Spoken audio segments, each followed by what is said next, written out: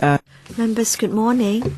We've got a quorum already, so may I now call the meeting to order.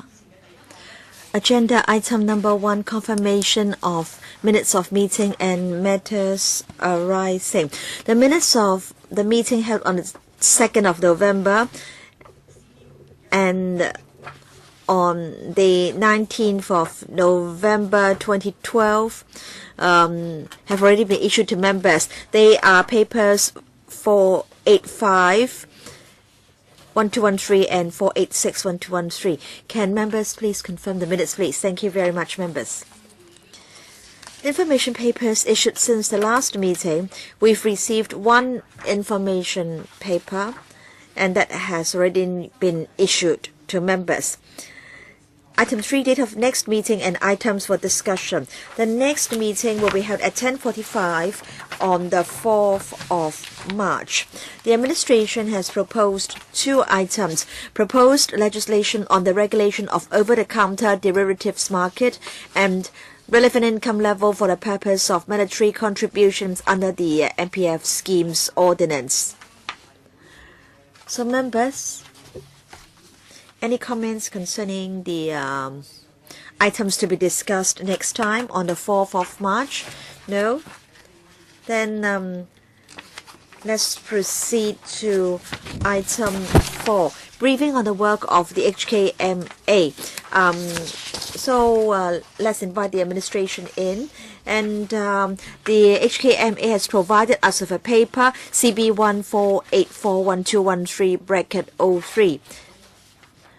And in fact, a brief paper has also been tabled for our reference. Thank you. 早晨，歡迎咁多位。Good morning. Yes, I would like to welcome Mr. Chan and his team. I think Mr. Chan, you can start when you are ready. Yes, thank you, Chairman. I would like to brief members on the work of the HKMA. I understand that today members have a very long agenda. Now, first of all, let's talk about Europe. It seems that the sentiments have improved, and the interest rates in Spain, Italy, and Greece, have gone down. With regard to the sovereign debt interest rate. Now, there was the OMT announced by the European Central Bank. And as a result, people thought that the Eurozone would not be dismantled. So you can see the sentiments have improved. Share prices have gone up, but then they still European governments still have to consolidate and restructure their public finances, and there are also a lot of structural reforms to be carried out, and all these take time. And so last year, concerning the real economy in Europe, it was estimated that there was a contraction of 0.4% last year.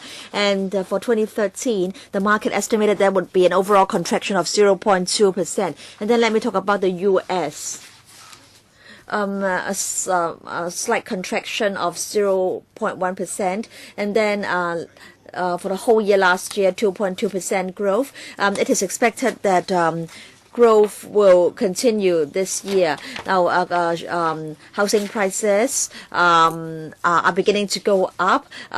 Vehicle sales are also encouraging. And then concerning family debts, this has gone down from 1.29 to 1.08. And the unemployment rate has also gone down. And then you can see this is the debt. The blue line represents and the red line represents the federal debt. And you can see that for the household debt, it peaked in the fourth quarter of 2007, and in fact that was about 98% of GDP. And then after the financial tsunami, the household debt went down, and recently it was 83% of GDP.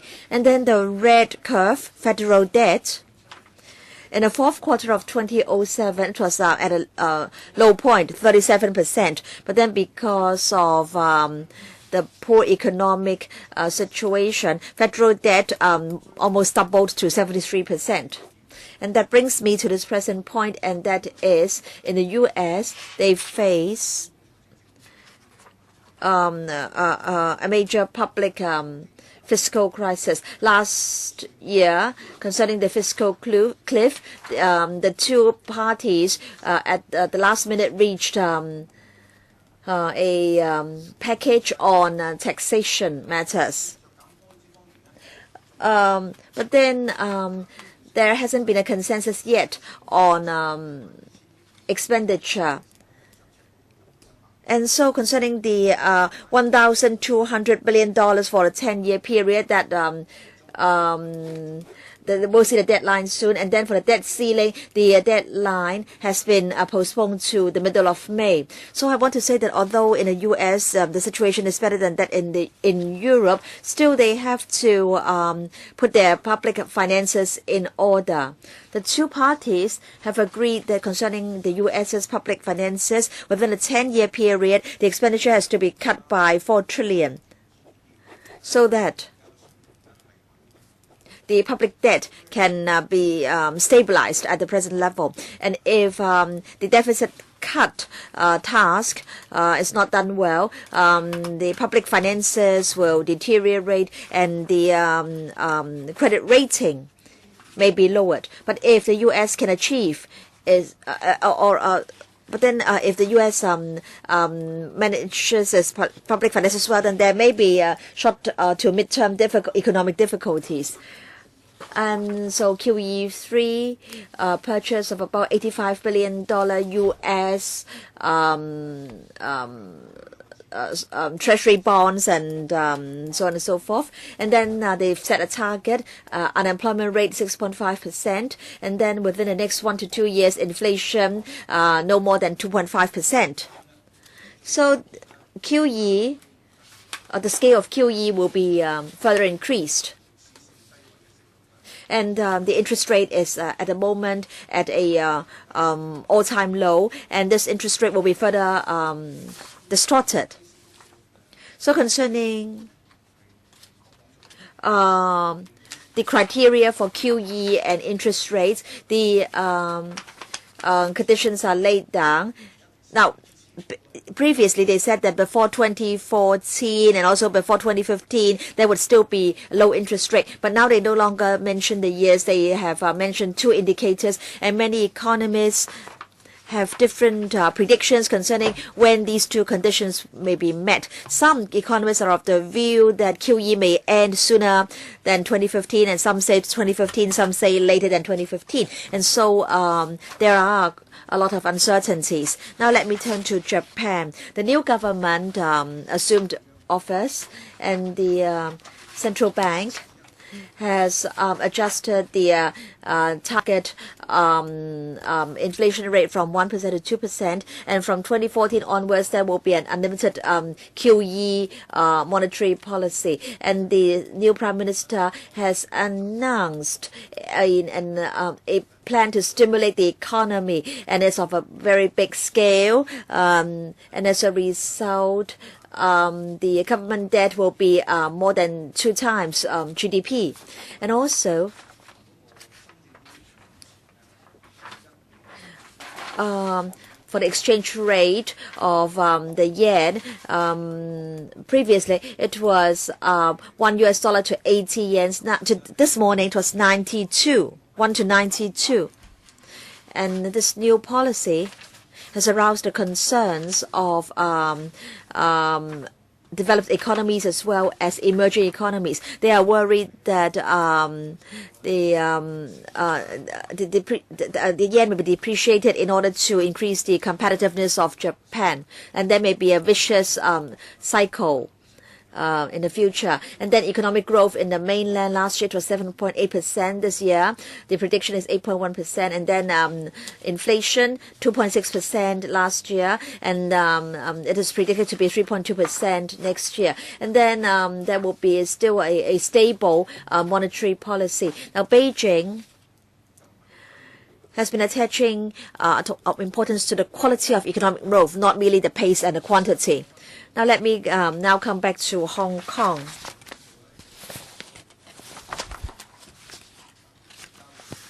First of all, you see the volume of property transaction, and then the blue line changes in property prices.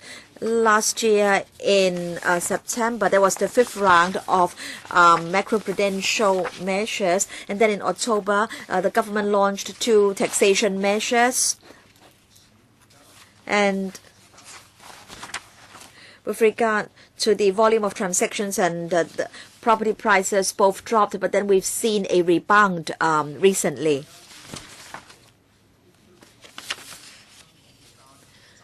So this is about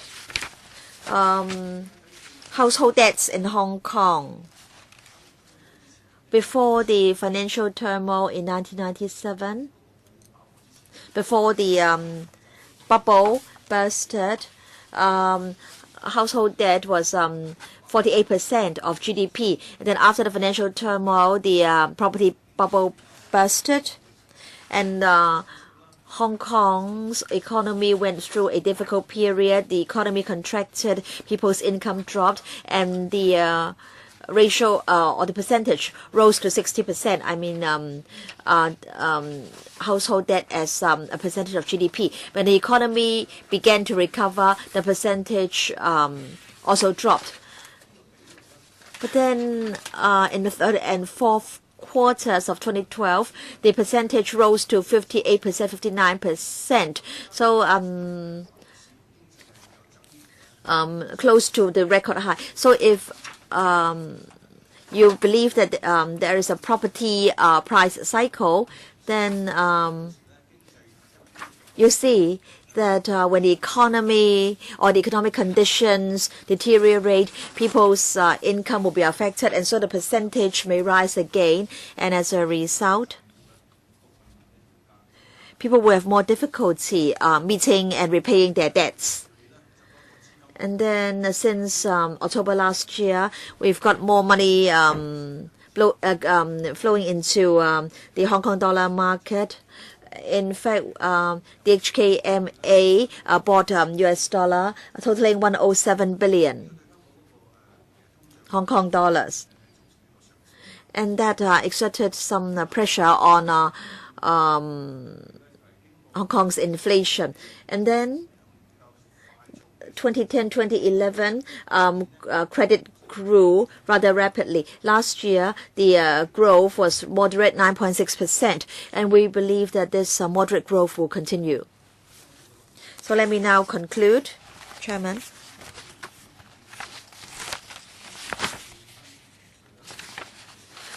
In the short term, sentiments are improving. You can see that our stocks market is performing quite well. But then in Europe, in the US, in Japan, the imbalance in their fiscal and economic structure is still a problem that has to be resolved. And you can see that central banks are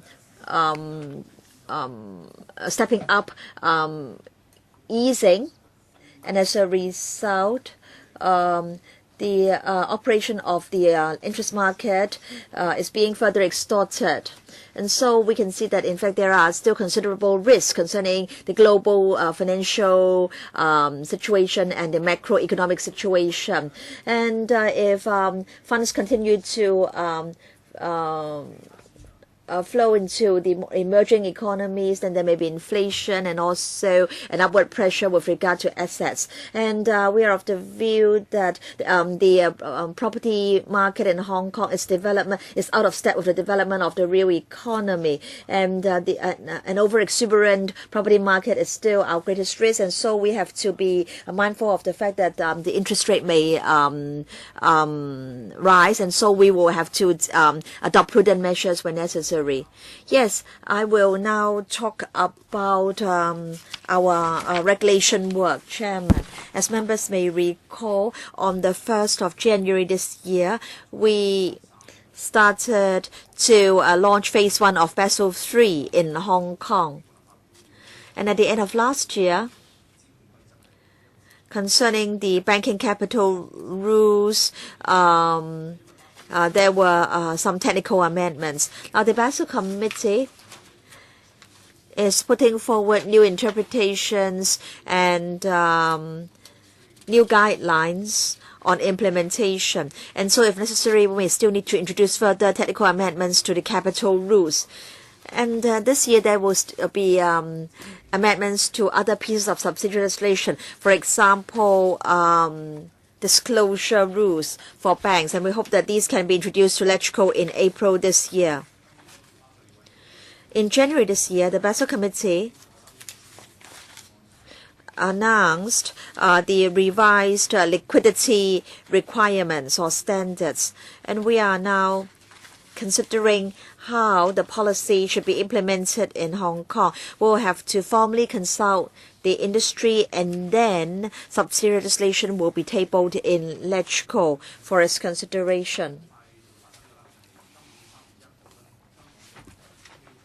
And then on the 1st of March, we will begin having the chip technology for our ATM cards, and that will help to enhance the security. And there will be an extra security feature from the 1st of March onwards, and that is if Hong Kong card holders need to use their ATMs overseas, they have to activate the function, because in overseas countries, mostly speaking, the magnetic tape technology is still being used, and so this is really an extra security feature.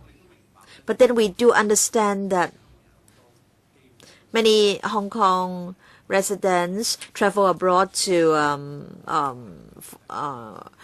spend their holidays or to work, and so we are now publicizing the new arrangement. So in the coming few weeks, we'll step up publicity.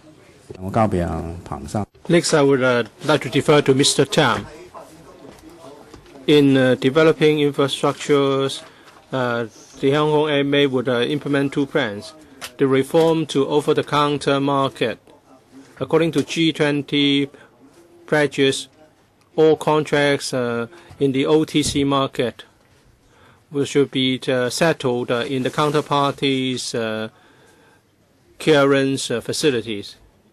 And there should be a reporting requirement to a trading data authority to better monitor risk. We plan to table in this council in the early half of 2013 the bill related to this plan. And for our counterparty central clearing house, in the Hong Kong Act, it will be operational starting the 2nd quarter of this year.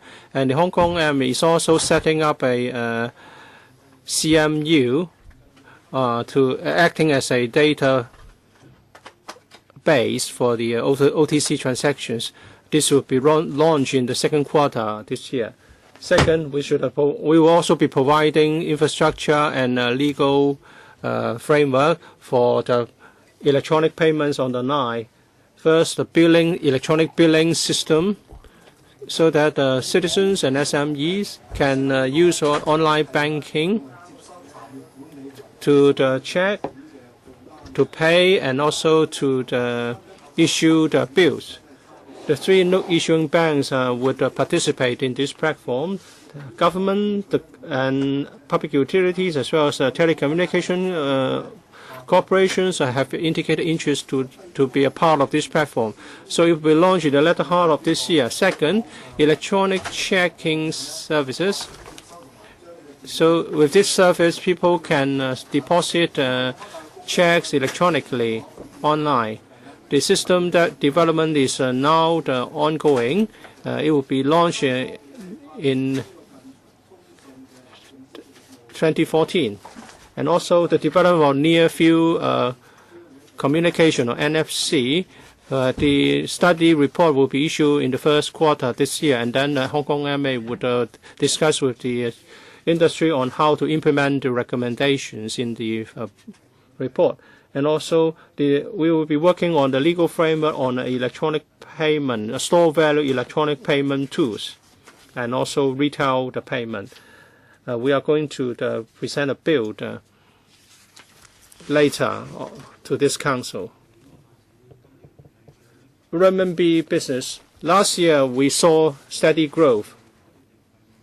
You can see from this chart that in terms of the volume of settlement, we settled 2.6 trillion, 47% increase over 2011. If we look at savings, including instruments, at the end of last year, it's 720 billion, compared with the figure at the end of 2011 is an increase of 9%. Since the end of last year, we started to allow non-residents to open accounts. There are 9,000 with a total deposit of 900 billion renminbi. On dim sum bond, it's still very active. Last year, total issuance 118 billion trillion, slightly over that of 2011, and loans, it has gone up from 30 billion to 79 billion last year. As for Shanghai's cross-boundaries loan market, it was launched at the end of last year. Shanghai will allow the Hong Kong banks to lend money for the use of development projects in Shanghai. This will provide more opportunities for our banks, and there will also be better circulation of renminbi between Hong Kong and the mainland. Turning to the investment performance of the Hong Kong Exchange Fund, in the first quarter, the sentiment was quite good, and then in the second quarter, problems started to come out regarding Greece, and then in the third quarter, there was a U.S. plan to buy back the bonds and debts, and there was a quantitative easing, so the performance was better in that quarter. You can see from this chart the full year performance. On securities, we make a gain of 70 billion, and then other securities 46 billion, 31 billion on other investment, and we have sustained a loss in foreign exchange investments. So the total income 108.6 billion was the gain, the second highest in history. The total return rate is 4.4%. In U.S. interest rate was low, so the return was only 0.84%. We compared ourselves with this, but we have a return of 8%. You can see in the middle of this chart that money transfer to the fiscal reserve, $37.8 billion, calculated at a rate of 5.6%. On diversification of investment, at the end of 2012, on this front, the long-term growth market, the total investment value, $148.9 billion. The breakdown figures are also in this chart. I won't repeat them. As for internal return, These are low liquidity for longer and longer term. So we should look at the long-term yield and return. But as a reference, we have to look at the emerging market bond return since 2008. The annual rate for us was 8% for private equities, and the internal return rate target was 10%. So we have had a number of years of experience with the long-term growth portfolio. At the end of this last year, we conducted a review. We believe the diversification should continue. At the end of last year, having consulted the Exchange Fund Advisory Committee, the Financial Secretary approved our proposals that the portfolio ratio should be kept at 1/3 of our accumulated fiscal reserve. And also for emerging market bonds and securities and renminbi bonds can be transferred to the exchange fund investment portfolio because the market has deepened. So this would provide more room for us to expand our investment in the long-term growth portfolio. So I'll pause here. This is by way of introduction. So thank you. Who would like to speak? Which members? So 3 minutes. Mr. Dennis Kwok. Good morning, Madam Chair. I want to ask a question about the highball investigation. We know that UBS was fined a big sum of money because of the LIBOR distortion case. I understand this is being investigated. Can we be informed of the progress?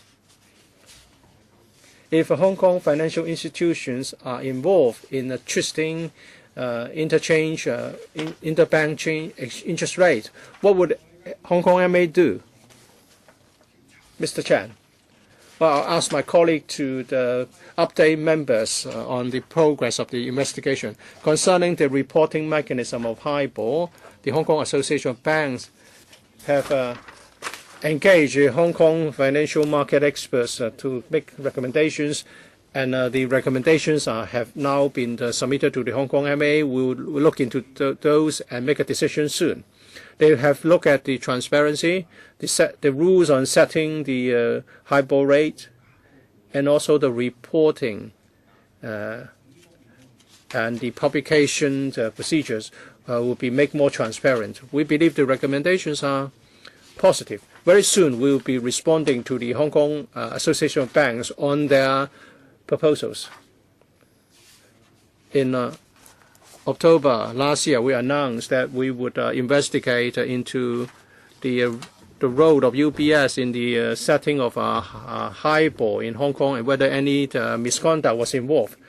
The investigation is progressing actively, but as you can see from overseas investigations, the approach is to look at their internal communications between traders to see whether there are any apparent or obvious manipulations to adjust upwards or downwards the interest rates. So a lot of documentation will have to be examined. We are now doing this. In overseas markets, very easily they will have to look at millions of such documents. Well, what kind of action can you take if the investigation proves to be productive? Well, under the Banking Ordinance, we enjoy a number of powers. Say, if some party is guilty or someone really did something like that, we can ask the bank concerned to punish the person. And when it comes to people we gave them authorized by us, we can cancel the authorization. So a number of things can be done, but this is being investigated, so we are not in a position to say more about the possible punishment. Mr. Kenneth Leung. In the exchange fund investment, private equities, and real property investment account for quite a big proportion. Housing market and equities, private equities, do they have a cap in terms of your investment portfolio? And what's the rates of return? If too much money is invested in private equities and housing, would there be a liquidity issue? That is to say, when you want to sell, there's no willing taker. So how are you going to manage your risk in these two sub-markets? Mr. Norman Chan, for diversification of investment or the long-term growth portfolio, we do understand that for some assets, as Mr. Leung has put it, the liquidity is not as high as G3 markets or stock markets. So we have been reviewing the practice since 2008. We have a guideline for ourselves, and that is the cap of this investment will not be more than 1/3 of our accumulated fiscal reserve, fiscal surplus. The question is why? It's because, as Mr. Leung puts it, the low liquidity and whether we can liquidate the assets when we want to. That's the consideration. Accumulated fiscal reserve is not any debt obligation for the Hong Kong MA. It's the fiscal reserve accumulated over the years. So we hold the investments to support our monetary base and to stabilize the market. So we are mindful of the inherent risk, but we think the cap of 1/3 is considered appropriate. The member also asked about the return. You can see on page 27 of our presentation for private equities and housing since 2008. The internal rate of return has been 10%, but you are right that the liquidity is low, so we look at the medium to long-term return, especially in relation to housing investment. There are many upfront costs, legal costs, tax and duties, and so on. We introduced a new risk management rules in 2008 on market concentration and other aspects. There are certain rules and requirements. Are you talking about unrealized gain when you talk about the internal rate of return? Well, both realized and unrealized. Partly unrealized, I would say. Mr. Sin Chung Kai. Earlier, you gave us a PowerPoint, a very thick one with 79 slides. There's an internal rate of exchange fund. 5-year 1.8, 10 years 4.9. You talk about 5.6 since 1994, 2012 4.4, 3-year 3%, 5-year 1.8, and then since 94 5.6. Do you calculate the share of government at the rate of 1.8? It's the moving average of 5 to 6 years. Is it 1.8%? So 600 billion times 1.8%. So there's a share of 10 odd billion. Is there any way to calculate this? How much is the share of the fiscal reserve investment return? We will look at the moving or the average rate of return for 6 years of our portfolio, not the return rate of the entire exchange rate. 1.8% here is the investment return of the entire exchange rate. For the entire year of 2012, the investment return was 4.4%, but the investment return was 8%. So we base the calculation on 8%. As for how the coming year's return will be calculated, it will be announced by the FS in the coming budget. Let me supplement. Portfolio investment return is not the same as exchange fund investment return. According to our rules, we can only look at short-term U.S. denominated debt, basically treasury bills. So the return was only 0.4% last year. It's impossible to get a high return under this arrangement. But for the investment portfolio, investment return, a lot would depend on market performance. But there are fluctuations in some years. That's unavoidable. So for 1 year, it may be higher. For another year, it may be higher. We look at the 6-year average so as to reduce the fluctuations. So on the whole, evening things out, we would like to allow a fair sharing of our investment return. Can we be given more information from the Hong Kong MA? And what part of the investment will be shared by the exchange fund and also the fiscal reserve? Well, it's not very detailed. The information is not very detailed in the PowerPoint. Maybe I can give you the figures now. For the FE, 2.78 trillion in size, 1.3 billion of the supporting portfolio, as an investment 1.2 billion plus. Are you talking about accumulated fiscal reserve plus fiscal surplus? Another is the supporting the portfolio for the monetary base.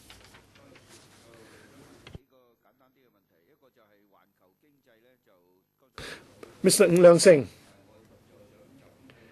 we have been briefed about the investment. Let me turn to PowerPoint 4 on the projection. The global economic growth forecast. Hong Kong, 3.4%. Originally, it was 1.4% or 1.6%. Now it's almost doubled. So what kind of growth are we talking about? From what sectors will the growth be built? And also turning to Japan, it said that there are many changes. Unlimited quantitative easing has been introduced.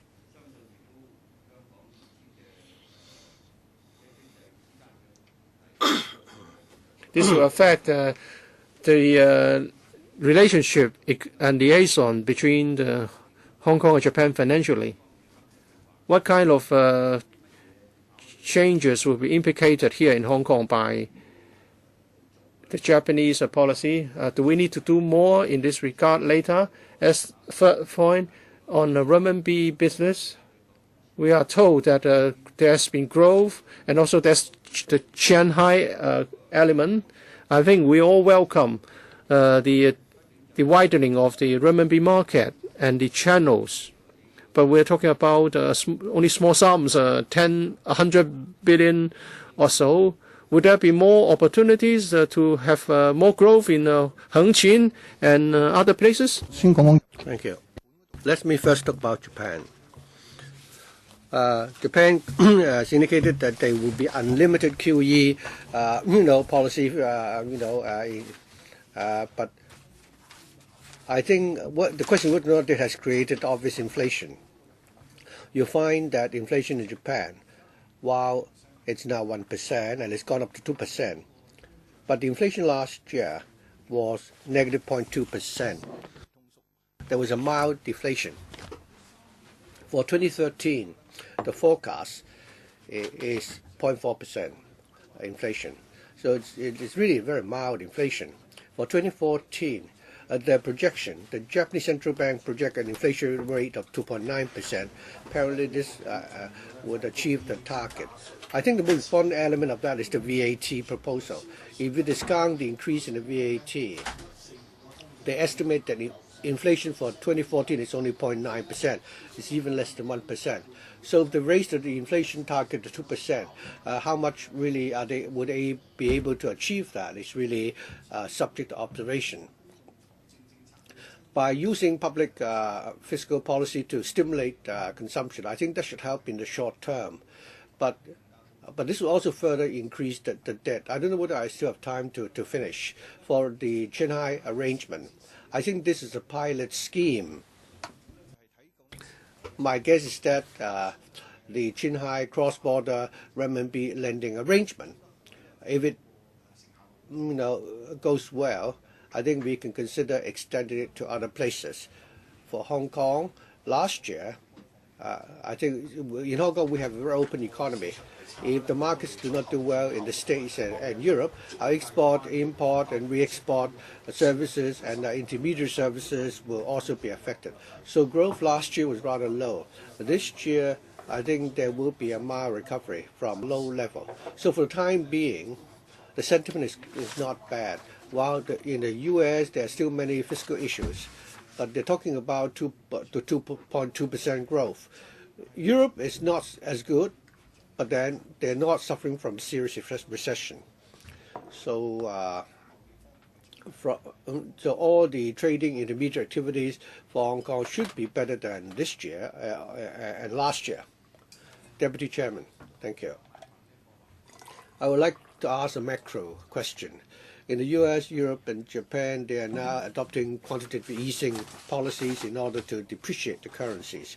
If this goes on, will it result in the further expansion of the asset bubbles, including the stock market and the property market? And how are we going to deal with that?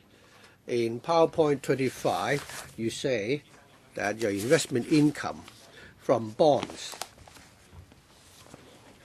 in 2012, starting from the second quarter. I think the second quarter did better than the first quarter. The first Q1 was minus 29, and then the second quarter is 227. It dropped to 25 in the fourth quarter. So given the drop in the bond yield, and when it goes up, I think your mark-to-market value will drop even further. So how are you going to face the possible changes in the bond market? Thank you, Mr. Chen. I think the QE policies, the objective may not really be to depreciate the domestic currency. The main purpose is to enable companies and households who are in debt to have the interest payments reduced. So I think in the years after 3 and 3.5 series of QE, the property market has already started to improve. So in a low interest environment, there is support. If you look at the mortgage rate in the U.S., it's 3-something to 4%. This is a historic growth for the past few decades. For new mortgages, those who need to have new mortgages or refinancing, this really would help stimulate the property market. After the QE policies were implemented, and how would that impact on the exchange rate? I think the exchange rate is not just affected by the QE policies. You talk about depreciation. Well, the exchange rate is a relative relationship. You cannot have two major currencies depreciating at the same time. If one should depreciate, the other should appreciate. Take Japan, for example. Before and after the election, I think the Japanese yen had depreciated by more than 10%. In other words, the yen is depreciating while the US dollar has gone up.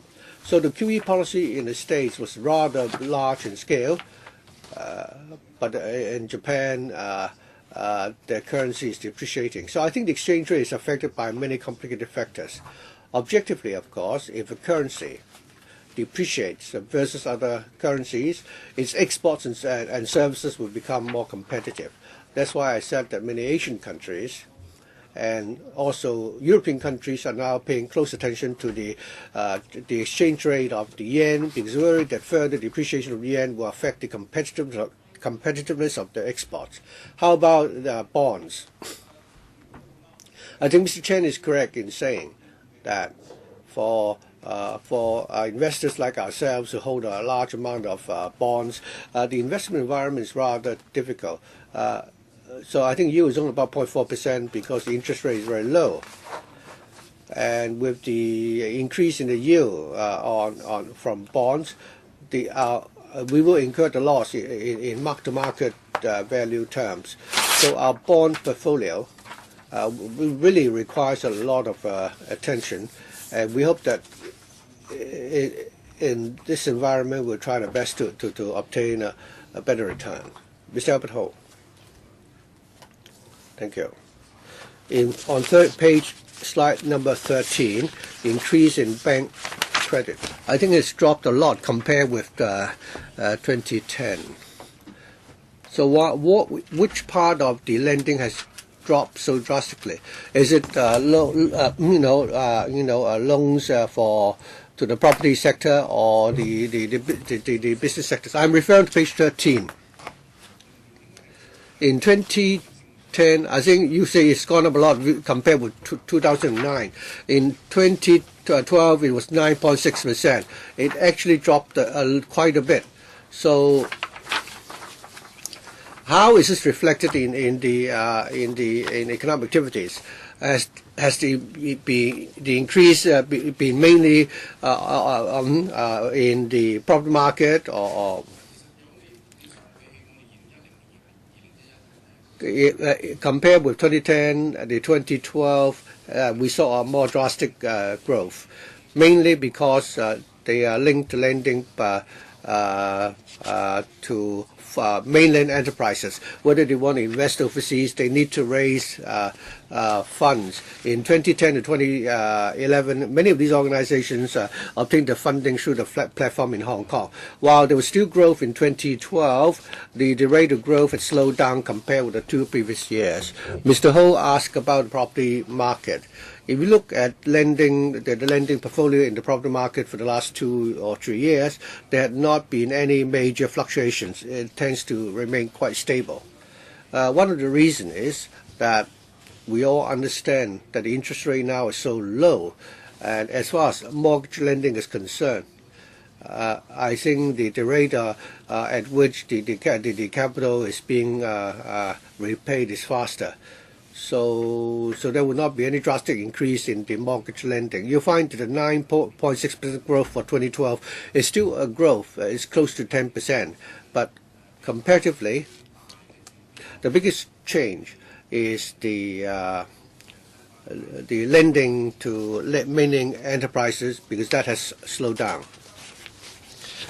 While the administration has adopted all these measures, for example, the stamp duties and other measures to tell the public that the government wants to, contain the property bubble. Apparently, lending to the property market, has that gone down, or has it remained stable, or is it going up?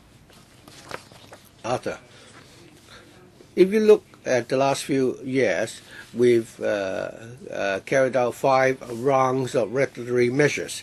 We want to ensure that the banks will step up their risk management. And there are some indicators. For example, the new mortgage ratio has gone down. For new mortgages, I think the limit is 50-something%. The payback rate is about 36%.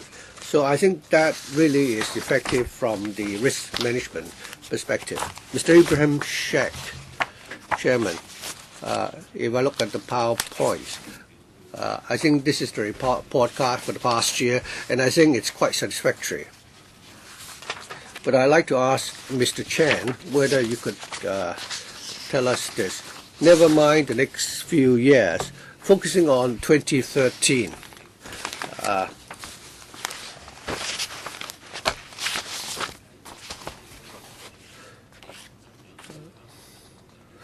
Growth in the U.S. economy and the Hong Kong economy are very important. If you look at the exchange rate of U.S. dollar versus other currencies, the U.S. interest rates, and thirdly, the inflation. Because in the States, they're now into the second term of the Obama administration. So where are the sources of growth in the U.S.? Interest rate, exchange rate, and inflation, and how would that affect Hong Kong for the next 6 to 12 months? And how will it affect our property and stock market, which in turn will affect the fund that you manage?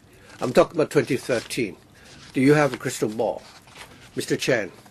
Well, exactly, because I don't have a crystal ball. If Mr. Sheikh has that crystal ball, I'll be happy if you could lend it to me. I think we're doing our best to conduct our analysis and make forecasts. On exchange rate, I think it's difficult to predict the exchange rate for the U.S. dollar because we're pegged to the U.S. dollar, so we float and sink at the same time. People talk about a QE policy, and because of that, the U.S. dollar will depreciate, and many people in the public believe that. But recently, you find that the U.S. dollar has gone up versus the yen. It's now 92 yen to a dollar. The euro, while the European economy is not doing too well, but with the improvement in sentiment, the euro has appreciated versus the U.S. dollar. So the ups and downs in the exchange rates are affected by different factors. It's difficult for me to say, to forecast the trend for the U.S. dollar. According to the FDR, the growth in the U.S. economy is about 2.3 to 3%. But this growth forecast and the public's consensus are very much affected by how the two political parties will negotiate on the mandatory, funding cuts for the administration of $100,000 billion. So the question is whether or not they will come up with a consensus, and whether or not the U.S. economy will be affected by the funding cuts. This is not yet clear. In the fourth quarter, the U.S. Defense Department's expenditure cut down drastically, and that affected the performance of the U.S. economy. This year, you can see that the equity market is now, the equity market in Europe and U.S. are doing quite well for the moment. But some people are worried that the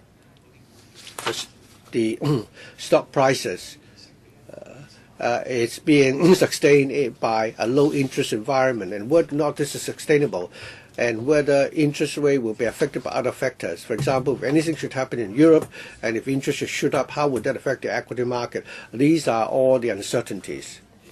Mr. James Toh, beg pardon, I'll go for a second round. James Toh. Two questions on PowerPoint number 27. The renminbi assets. It's 46 billion. For the other three categories, emergency market bonds and stocks, private equities, and real estate, there are no renminbi assets, right? Yes. Mr. Toh. Well, my second question on PowerPoint 28.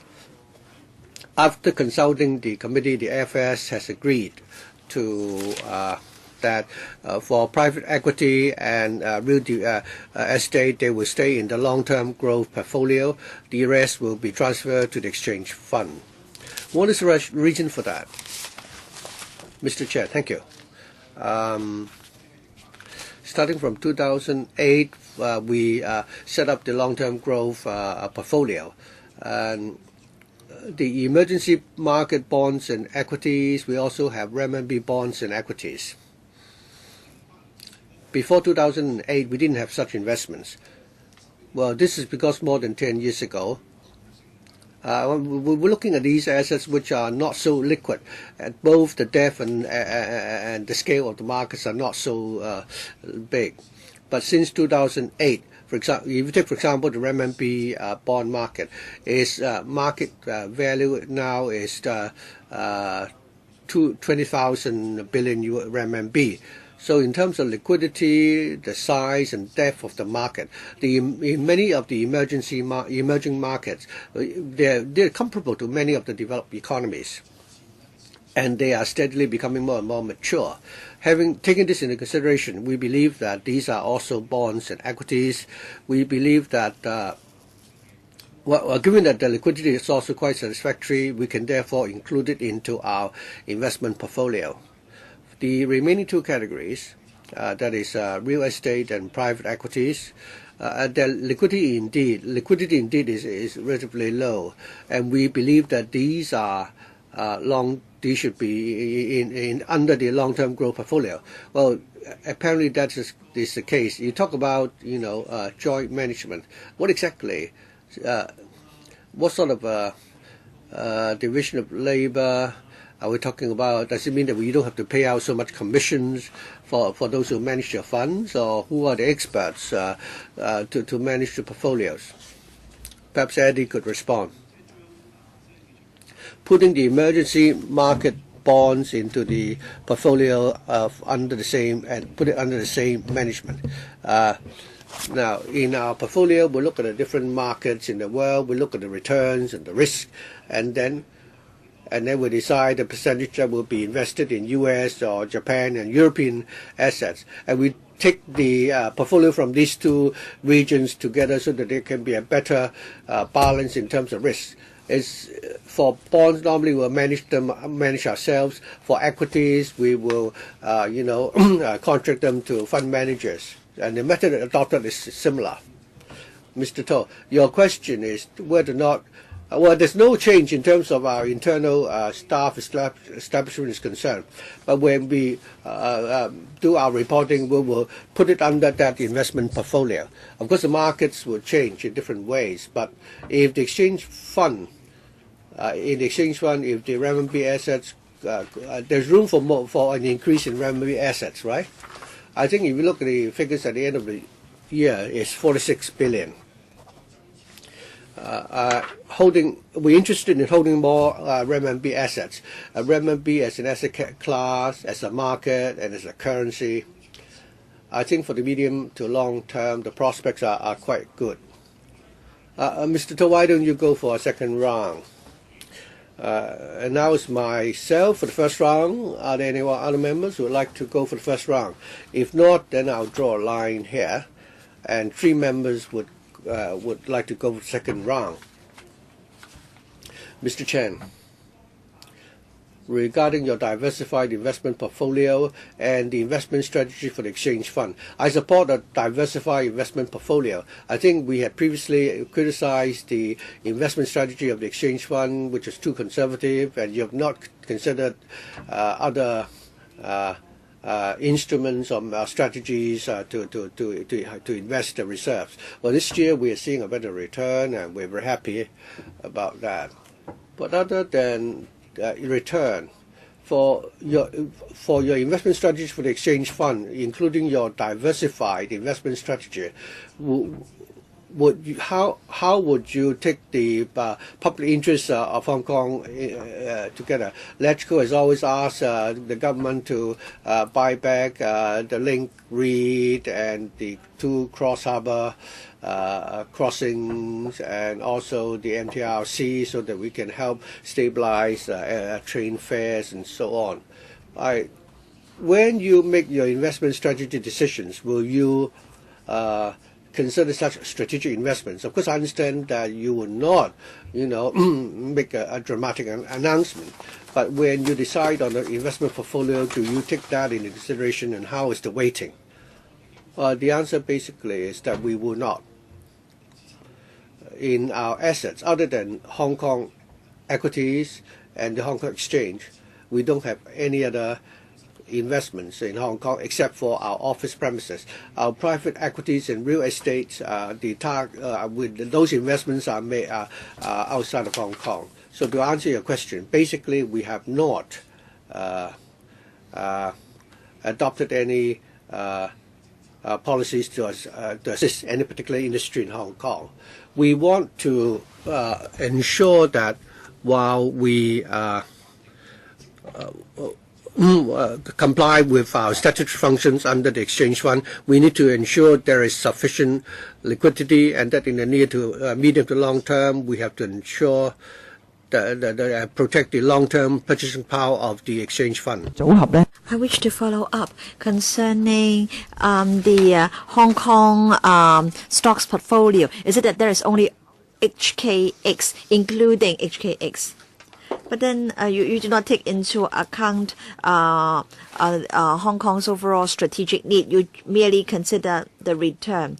Now, in fact, of course, last year, one of our main sources of our surplus was Hong Kong stocks. In 1998, the government entered the stocks market. A lot of shares were purchased, and many of them have been included in the tracker fund. But then we still hold some Hong Kong stocks, and they are in our portfolio, and we have outsourced the management to not take part in the day-to-day operation or management. Now I can remember that concerning buying back or increasing the stake, that will not be done very openly, and maybe that will be done through the exchange fund. All right, we will now start the second round. 2 minutes for each member. Mr. Dennis Kwok. Yes, Chairman. I wish to follow up on the interbank interest rate. Under the banking ordinance, do you have sufficient powers to carry out investigation? And how does your power compare with the powers of other similar bodies in overseas jurisdictions? Now,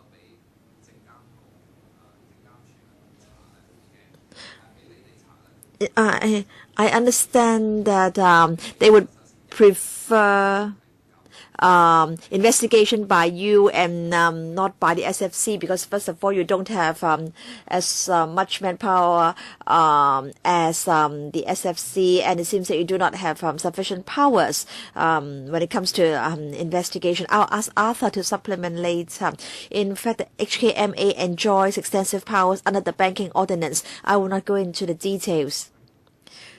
Now, in fact, we do have a compliance and enforcement section. We have permanent staff as well as contract staff. Concerning shortage of manpower, that's not really a big problem, because when necessary, we will increase the manpower establishment. And the expertise required of our staff is the same as that required by other regulatory bodies. Now, Arthur, first of all, concerning whether the banks or financial institutions prefer our investigation to SFC investigation, depends on who you talk to. If you talk to the banks, they would say that they are scared of the HKMA's investigation. And then I want to say that, in fact, we have received more complaints, and of course we need more manpower to carry out investigation. And then we do enjoy extensive powers under the banking ordinance. Some people say that we do not have enough powers, but in fact, there are a lot of powers we can rely on to take action against those concerned, so members need not be worried. Mr. Abraham Sheck. Now, I want to ask about the interest rate movement. I think Mr. Chan hasn't really given me a reply. I think the interest rate movement will affect the property market. Now, the government keeps telling people that they should buy their property. What I mean is that in the policy address, they keep talking about buying property, home ownership, and so on and so forth. And then secondly, I've just received an SMS. And some expatriates are complaining that concerning these papers, these PowerPoint hard copies, that there is no English version. And so we hope that we can have an English version as well, and we can upload that onto our website. Yeah, all right. So interest rate, please, Mr. Chan. In fact, I'm as worried as Mr. Abraham Sheck is. We're now having an ultra-low interest environment, and this environment is caused by policies in the U.S. and other countries. Of course, they have their difficulties. That's why they have to go down this route. But then, I think concerning our financial and economic conditions, they are very good. But of course, we do have our problems like shortage of supply. Mr. Abraham Shah, I hope that you can let me look at your crystal ball so that I'll know under what circumstances U.S. interest rates will rise. Now you can remember that when there was a problem in Europe, the risk appetite of the market dropped, and so we don't know whether there will be another crisis in Europe, and we do not know whether anything will happen which will cause the U.S. interest rate to adopt an upward trend. But then I want to say that if members of the public purchase property now, their interest expenditure is very, very low. And if Hong Kong people assume that over a 25-year period or over a 30-year period, the interest rate will be still so low, I think that's a wrong assumption. Now, concerning the PowerPoint. Usually we have both an English and a Chinese version. I just want to say that Hong Kong is an international city. We are in an international market, and people from all over the world are interested in what we are discussing. Mr. James Toh. Now, the CE during the election period mentioned something about the establishment of a sovereign fund. And some people are worried that this fund may be established under the Financial Services Development Council. Now, you're talking about, Mr. Chan, diversification of the investment of the exchange fund. So can I consider this as a mini sovereign fund? Now, in fact, this issue has been discussed many times, Chairman. The exchange fund is not a sovereign fund. In fact, the statutory uses and functions of the exchange fund are very clear. Now, a sovereign fund is for the for investment in the medium and long term, because the money is not urgently used, and so the government will want to accumulate some wealth for future generations. Well, Chairman, because there is this long-term growth portfolio, and that is why I'm asking you this question. Perhaps, Mr. Toh, you can let Mr. Chen finish. We started in 2008, and the assets invested on were similar to assets invested on by sovereign funds. Now, in fact, concerning the $100 billion which have been invested, and there is still money to be invested, you can say that the nature of the investment is similar to that made by a sovereign fund. But I want to emphasize that the EF is not it's not a sovereign fund. All right, I will ask some questions. Now, Mr. Chan, you said that an overheated and over-exuberant property market, that's PowerPoint number 14. That's the greatest threat to Hong Kong's financial stability. And then in PowerPoint 11, you are saying that the household debt burden is still high. And at the moment, it stands at 58%. So given the present interest rate environment and the present level of property prices, what is your assessment concerning this household debt ratio? Which percentage would you regard as dangerous? And as a result, you really need to take some action. We don't have an absolute index, Chairman, but last time, when a very big bubble bursted, Hong Kong went through a very difficult period economically. And at that time, the record high was 60% of GDP. And at that time, many people felt that the situation was difficult. And that is why we now keep reminding members of the public of the risk. We're not trying to cry wolf. We can see that concerning household debts, we are not merely talking about home mortgages or property mortgages. You can see that the pink part, that's private, we're talking about private loans, credit card loans, and so on and so forth.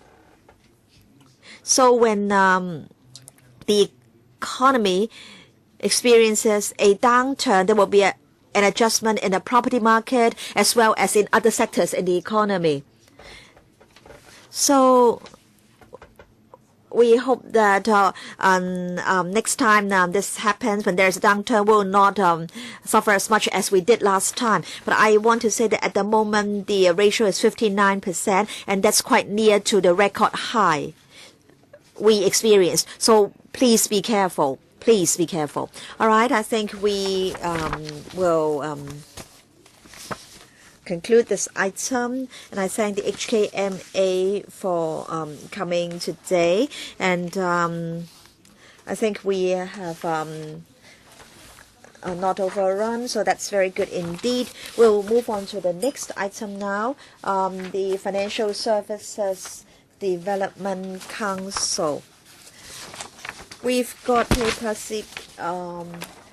CB 14841213/04.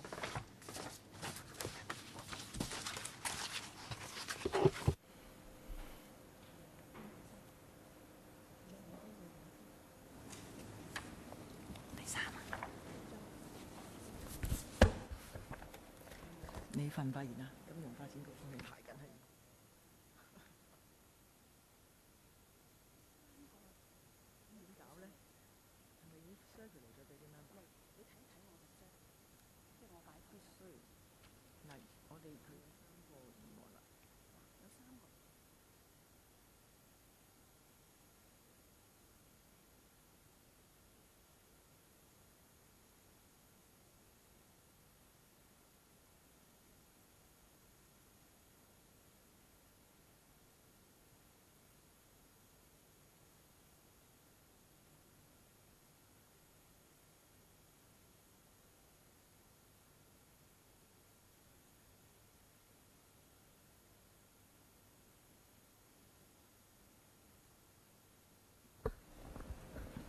如果係官員同埋阿查太準備好嘅，請你哋。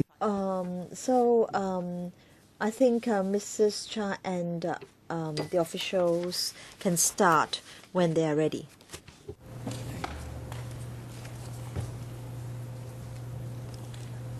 係而家咧就Yes.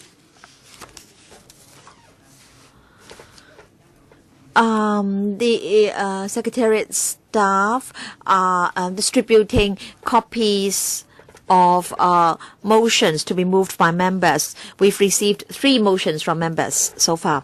Mrs. Cha, yes, thank you, Chairman, thank you, members.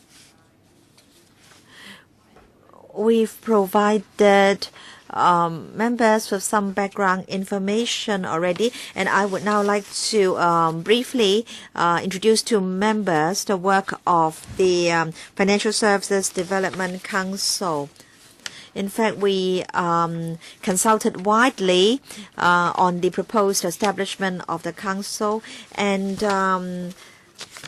the industry was of the view that there was a need to set up the integrated advisory body to advise the government on strategies and measures for the development of the financial services market. In fact, a preparatory group was set up. It made reference to overseas experience and came up with a report. Now, concerning the mission of the council, it is to enhance Hong Kong's competitiveness. And we also need to promote the overall development of the financial services industry in Hong Kong. And so I would like to talk about our competitiveness in 2 respects. First of all, the competitiveness in the market. Secondly, competitiveness of the financial service industry. And we hope that the council can provide or act as a useful forum for different sectors to give their views. We hope to bring about cross-sectoral collaboration, and we also hope to open up new opportunities for the industry. We want to promote the development of the industry. So we are an advisory body. We do not have regulatory powers. In fact, we've set up 5 working groups. The first one, financial development research. We study our policies to see in what ways they can be enhanced. And then the second working group is on mainland opportunities. Now, Hong Kong is an international financial center, and of course, we treasure all the opportunities provided to Hong Kong by the mainland. We have to seize these opportunities. And we would welcome the sector's suggestions on these opportunities. And then the third working group on new business.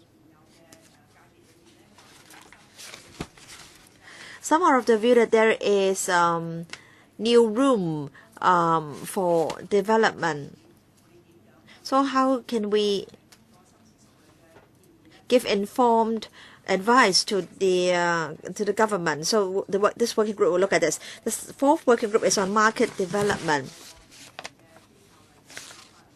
So it coordinates the various working groups, including the TDC. Now, for example, we can now act as a coordinator to take part in market development and promotion. And then the fifth working group on human capital.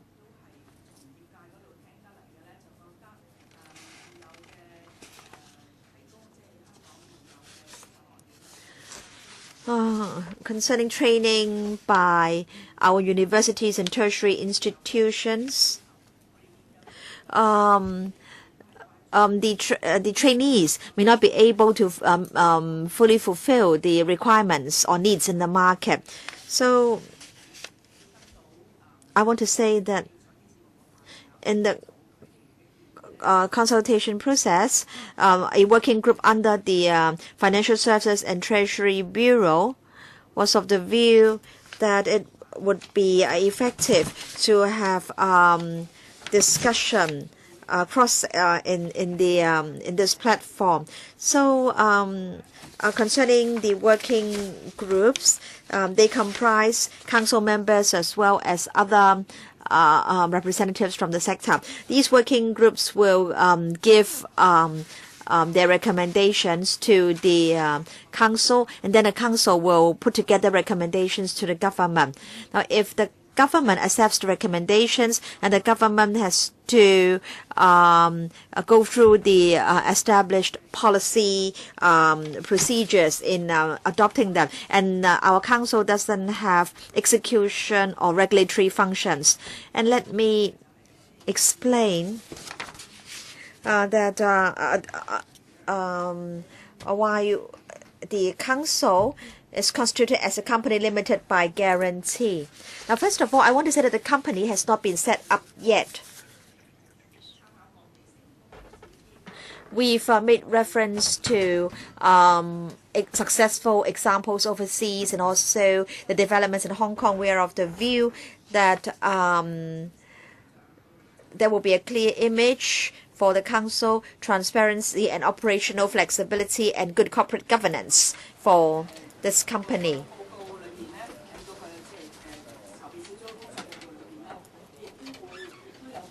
And in the preparatory task force's report, it is said that if the company is set up, then concerning the registered office, the staff, the directors, all these will be deposited with the company's registry for inspection by the public.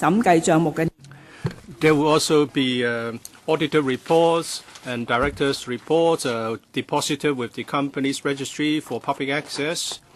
The preparatory task force has also made recommendations on transparency. For example, budget plans, work plans should be submitted to the government. And to this council, we'll also be presenting annual work reports. All these can be found in the preparatory task force report. So we are not just trying to hide anything by setting up such a company limited by guarantee. If such a company is to be set up, it will be set up by the FSTB, and the funds will be deployed in accordance with established rules and requirements. Maybe I can pause here. I'm happy to take questions. 10 members would like to raise questions, and on top, there are 3 motions to handle. So I would like to ask whether any members would like to ask questions who have not said so. We have a number of members. Mr. James To, Mr. Ng Sing. I would like to jot down your names and then draw a line because we need to handle the motions as well. Okay, so I will draw a line here. 3 minutes each. Mr. James To. Thank you, Madam Chair. Having heard Mrs. Char's presentation, actually the other day, I asked Professor Casey Chan whether it was their recommendation to have this company limited by guarantee, or it was the idea of the FSDC. According to Mrs. Cha, you are going to go down this route of having a company limited by guarantee. You talk about flexibility and better governance, corporate governance. Well, if you are a pure consultative body, there's no need to talk about corporate governance because you conduct studies and implementation is for the government. If it's flexibility, well, for example, employment, you don't have to go down this route in order to be flexible, unless you have hundreds of people with a CEO and so on and so forth. If you're just carrying out studies or you provide funds to outsource your research and study, there's no such need to have the company set up like this. So, Mrs. Cha, perhaps you can announce as quickly as you can that this company will not be set up just to allay the fears in the community. And I don't want you to be a statutory body, as proposed by Mr. Dennis Kwok, because there will be other problems once you become a legal entity, a legal person. Mrs. Cha, well, I've already briefed members on why there's such a recommendation from the preparatory task force, and the Secretary has already said that this is going to be a consultative body. Whether we're going to set up a company, well, we are mindful of concerns expressed. After the first meeting, members think that our focus should not be on whether the company should be set up. So we don't have a timetable for the moment. So it means you can set it up anytime you want. It doesn't take a long time.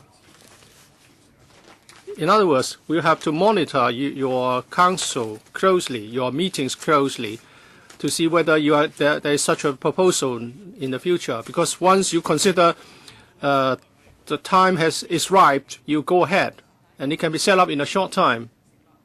Mr. Cha, well, I can promise that we are not going to set this up in a short time.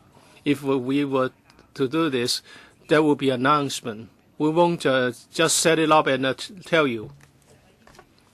Mr. Abraham Shek, I thank Mrs. Cha for the introduction of the vision and mission of the Council.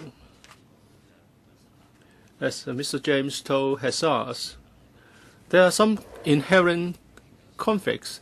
The more I hear, the more problems I have. Can the administration tell us whether there's a big problem with the present approach of consultation? That's why you want to set up the FSDC? And is there any hidden agenda that is going to be turned into like Thammasat in Singapore? Is there any plan that you are going to be just like Thammasat of Singapore? I don't have time. I have one more issue. And there's no as small and medium-sized banks and representatives of practitioners. Mr. Cheung Wah-fung is a member here, but he is not on the council. So how can you listen to views of the sector adequately? So Mr. Shek's question is whether the existing consultation channels are inadequate, and that's why we want to set up the FSDC. I don't agree with this assertion. We'll ask whether that's the reason. That's not. I'm not asking for your concurrence. Well, there's no cross-sectorial consultative body at present, and financial industry is a industry with great potential for growth, and we've heard voices that we need to develop further our financial services sector to promote employment and jobs. So we need to have this cross-sector body. Mrs. Cha, the question is why there were no representatives from the industry. Well, we have wide representation, but of course 22 of us cannot claim to represent everyone. Mr. Shek mentioned Mr. Cheong Wah Fong's name. We have actually sought his nomination of a representative to join the FSDC. And we're also going to get more voices from small and medium-sized banks. Well, why are you asking them to be playing a secondary role? I mean, these are small and medium-sized banks, while others can have a direct voice. Are you going to act like a Thammasat? No, we have no such plan. What about the future? No, because we want to enhance and promote Hong Kong's status as a financial hub. Funds under the Thammasat. Mr. Shek, please don't speak when Mrs. Cha is answering your questions. Any further supplement from Mrs. Cha? No. Ms. Ann Chang. Good morning, Mrs. Cha.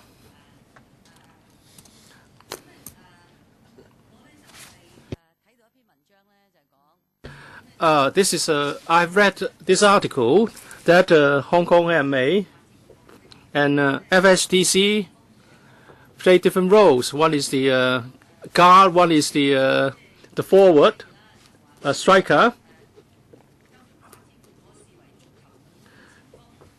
FSDC is the striker, trying to score as many goals as possible, and Hong Kong MA is the goalkeeper, so that the other team can be prevented from scoring.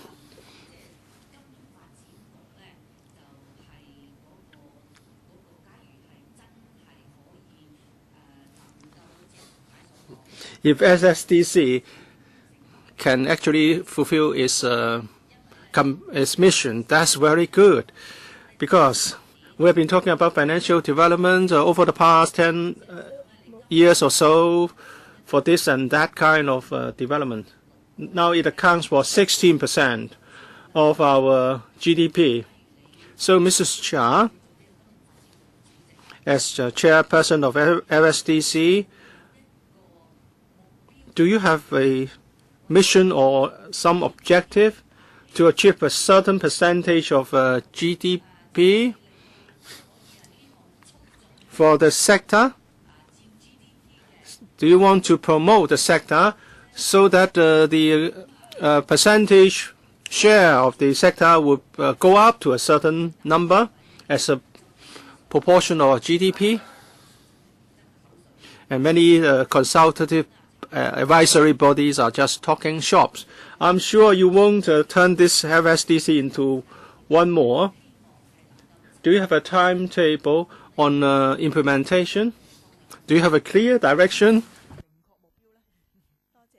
Do you have clear objectives, Mrs. Shah? Thank you. And whether our objective is to achieve some growth in GDP at this stage, I don't think it's up to the FSDC to quantify a goal like this. We would like to pool the views of the industry. Hong Kong is a financial center. We would like to strengthen its position, expand its coverage and scope. So what can you see as our aspiration, you can see it from our recommendations. We want to be constructive and advise our governments on how our role can be enhanced. Mr. Andrew Leung, when this FSDC was announced to be set up, there were a diversity of views expressed. Of course, I'm in favor of growing, developing the financial services sector, but there are different views on what the FSDC should do. Maybe at this time you should concentrate on what you are supposed to do. You are not a statutory body. You are not an executive body. But there are a lot you can do in the first 2 to 3 years. Implementation is for the government, not for you. Perhaps you can allay people's concerns that that's what I'm going to do. I'm not going to set up a company. I'm not going to become a statutory body. And then 2 or 3 years later, after you've done a successful job, you can consult people on future transformation and development for the council. Perhaps this would gain you some support. If you ask for the company to be set up and funding to be provided by the government, when you talk about government funding, everyone will be most alert to such an idea. For example, Mr. Abraham Shah is concerned whether you are going to act like Temasek is a sovereign fund. And so perhaps you can start small and take one step at a time. So I would propose that you focus and concentrate on what you are supposed to do. Thank you, Mr. Leung. That's exactly where we are directing our attention to. I understand people have expectations of the FSDC, and there has been criticism. It's not entirely uncontroversial once the establishment of FSDC was announced. What's important is that in the financial world, there are many challenges. It's very highly competitive. We must maintain our competitive edge. We must continue to grow. And how to grow? Well, we have the backing of the motherland, the mainland, and we face the external market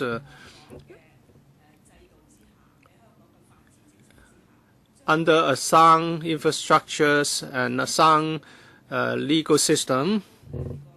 We have our advantages. Even before the establishment of FSDC, some overseas organizations already told us that they would be interested in maintaining close communication with us. They see our potential and also the opportunities to be offered by the mainland to Hong Kong. So we must seize the opportunities and embark on our work quickly so that the public will see how much we can achieve. As for the form of our structure or the structural issue, it's not an urgent issue. Mr. Cheong Wah Fong, Madam Chair, the financial sector has high hopes of this FSDC.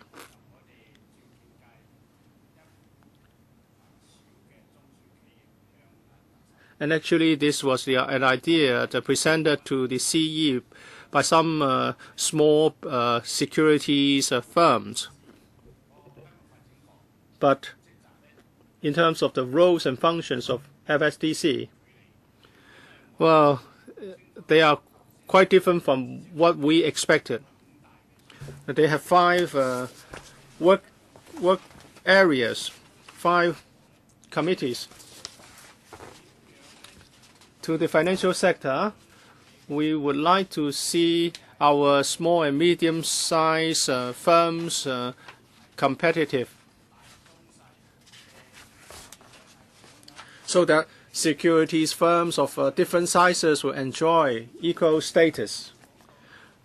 But in these committees, they are not going to review the existing system on the policy impact regarding SMEs.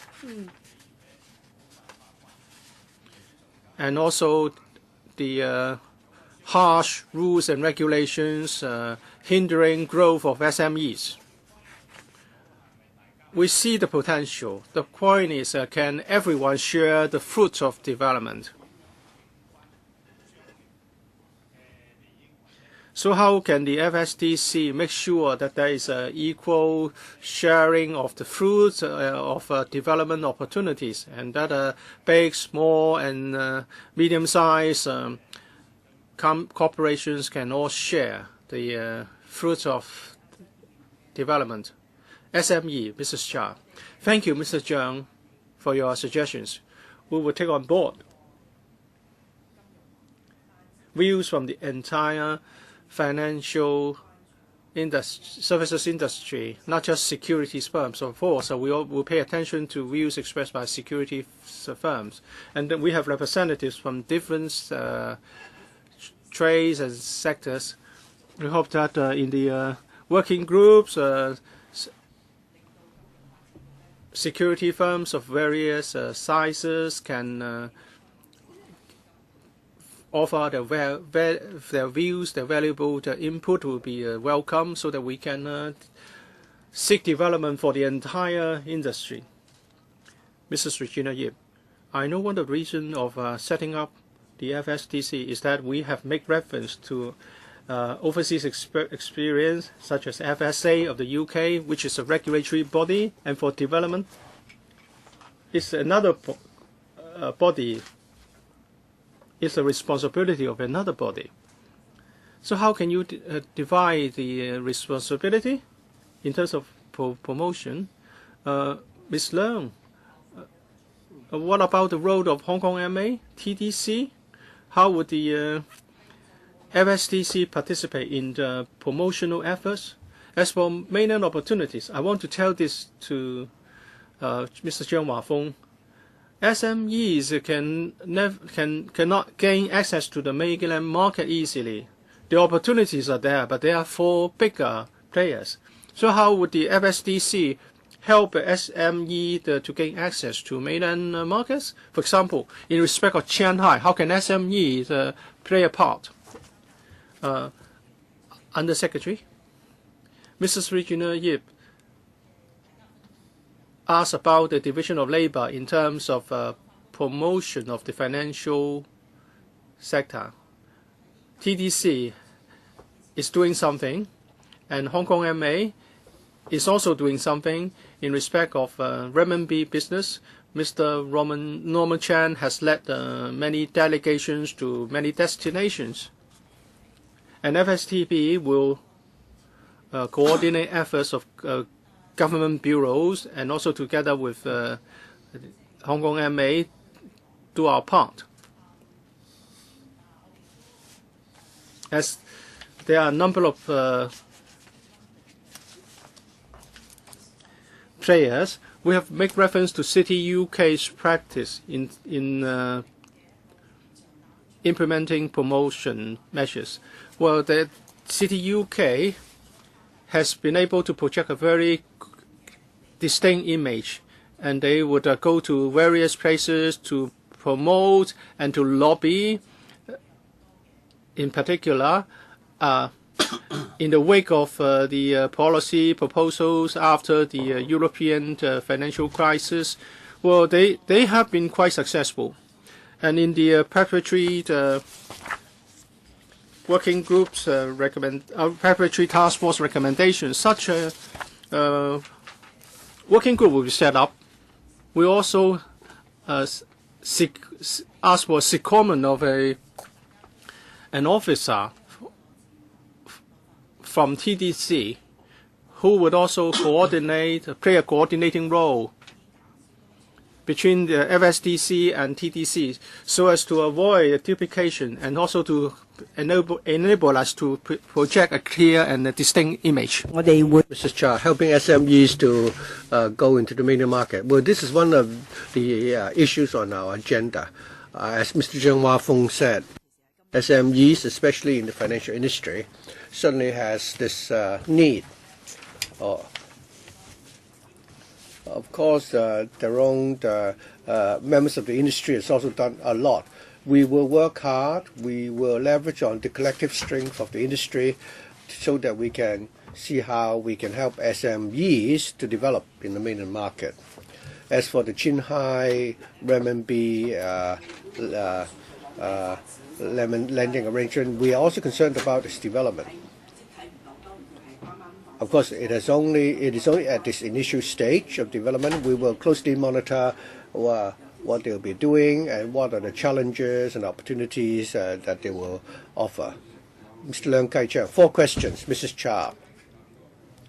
Before the SFTDC was set up, you've consulted the different sectors. Why is it that there are no representatives of the regulators such as the SFC, the HAMA, and the HKEX on the council? Secondly, the existing channels of consultation like the Hong Kong Association of Banks and so on, all along they've given many inputs to the FSTB. After you've set up the FSDC, does it mean that all these different associations will have to submit the views to the to your council, or is it that the FSTB will no longer listen to the views? Thirdly, in order to avoid the criticism of cronyism, and there's a lot of such criticisms in the media, so could you undertake to have one representative of each of the sectors to sit on the council? Thirdly, you say 4 staff will be seconded to your council, but next year if you have 10 tasks, 5 tasks, then you may need to have ask for secondment of 10 staff. Can you undertake that the expenses of the FSDC will become one of the line items of the FSTB envelope, and that funding for which will need to be approved by this council? My 4th question is whether you can give us your working timetable. That is, what are your deliverables in the next 12 or 24 months? We don't want the council to become simply a talking shop. Mrs. Cha, and then the Deputy Secretary can answer the question regarding the financial arrangement. Thank you, Mr. Leung. Why we don't have representatives from the regulators? I think it is our objective that this is a platform for the financial industry and for them to express their views. It doesn't mean that we do not respect the views of the regulators, but I think this is a different channel we are talking about. In the course of our work, we will work closely with the different regulators. In the course of consultation, we've also consulted the views, and we've already have the support and confirmed that we're able to help the work. So there are no representatives of regulators. Secondly, we will not rule out the possibility. I think during the consultation process, we emphasized that all the representatives of the trade and the dialogues with the administration and whatever policies they want to lobby the government to implement, that doesn't have to go through the FSDC. We're not a post box, for people to do things which are already being done by other organizations. Thirdly, perhaps the Secretary can supplement. So there's no conflict here. On the question of cronyism, I think we would only hire staff on the basis of their merit, so we will adopt an impartial standard. We'll look at the achievements of representatives in the trade, as well as his or her reputation and their understanding of the Hong Kong market, as well as the international connections. Those are the criteria we adopt when we recommend members to join our council. Working timetable, we've only convened our first meeting. I hope that after we've explained everything, we will be able to start our work very soon, and then we'll be able to come back with progress reports.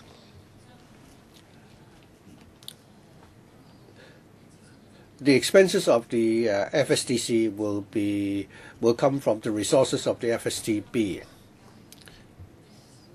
So we don't have any manpower resources. But if indeed, no, that's not what I'm asking. We will be accountable to the public, And every year you will be vetting our expenditures. So on that occasion, we will give an account of what our expenses will be like. By future, are you talking about the next financial year? Yes, the 2013-14 budget. Well, two members have indicated they want to speak after I've drawn the line, so I'll try to allow as many members to speak as possible.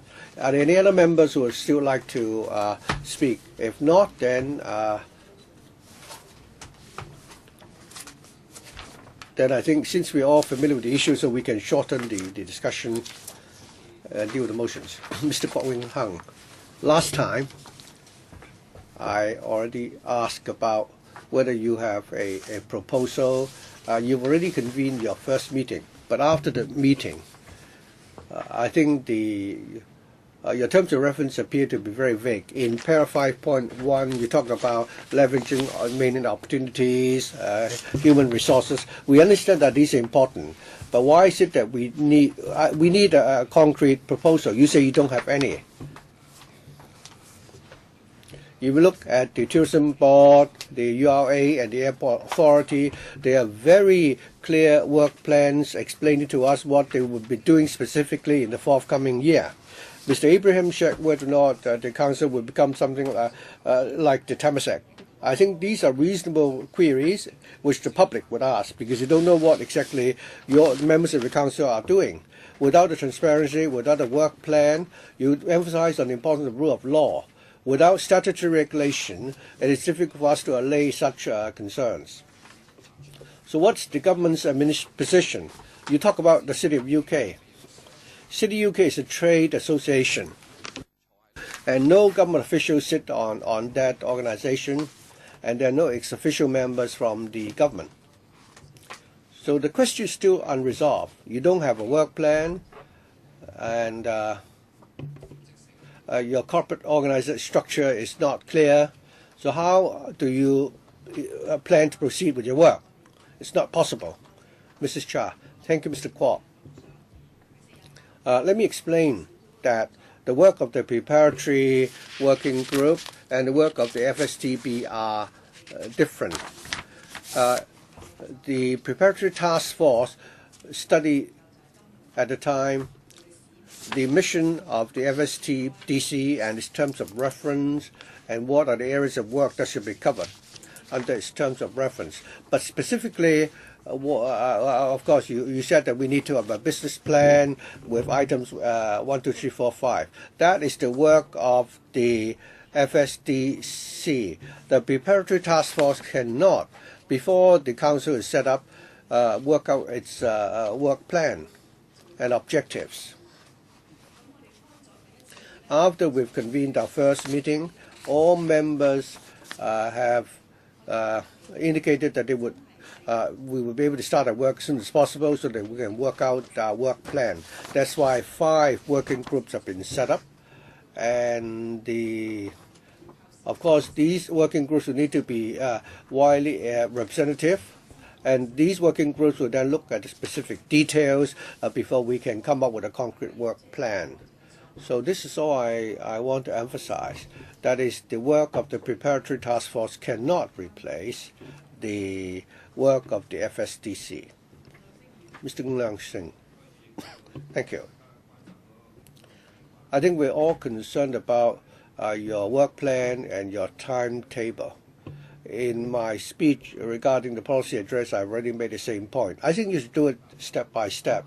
Mr. Abraham Sheikh is worried that the council will become something like the Temasek. Well, since you don't even have money for you to invest, I don't think the council will become like the Temasek. But I think you need to set the agenda so that those who are concerned about the development of financial industry will have a chance to give you their input. Not only, and it's not just for the members of the council. After you have your agenda, you should also have a work plan and a timetable for you to reach your conclusion, so that we know that in the course of development, where are the areas where there are opportunities. And regarding the SMEs, I agree that many local SMEs are concerned as to how the FSDC can help them. So while the large corporations can develop, in external markets, in the course of the discussion, after the big corporations have the chance to develop in the mainland, how can you ensure that there's room for the SMEs to also develop their businesses?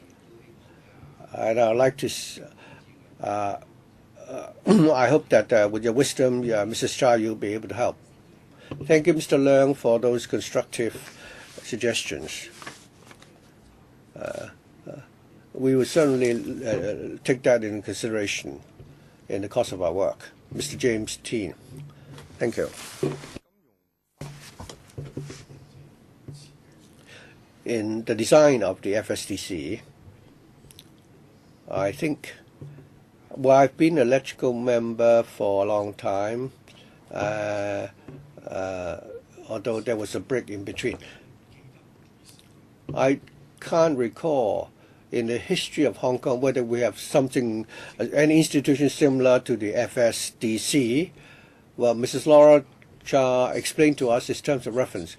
In the business sector, we have private companies and listed companies. We also have the Tourism Authority and the TDC, which are statutory bodies. They have real authority, and they are electrical will give them approval to hire staff. I've been also a chairman of the Yen Chai Hospital. Putting aside the advisory bodies, so I want you to explain to the people of Hong Kong, why do you need to come up with this kind of design? Many members already asked about your work plan. I think what you want to ask is whether we have a similar institution in Hong Kong. According to my recollection, we don't. Could Laura or the administration explain whether we have a similar institution in Hong Kong? Deputy Secretary. A recent example would be an investor education center set up under the SFC, which operates in the form of a company limited by guarantee. The Financial Dispute Resolution Center has also been set up in the form of a company limited by guarantee. And the funding would come from the government and the regulator. So they are funded by public funds and they operate in the form of a private company. So there's no conflict here. Well, I have not really heard of those examples. If I may then follow up. You kept, referring to the city London and city Hong Kong. Well, I'm not familiar with that institution. Can you confirm that your council is similar to City UK, or are you only partially similar to City UK? Mrs. Cha. Thank you, Mr. Teen. City UK has been set up for about 3 years.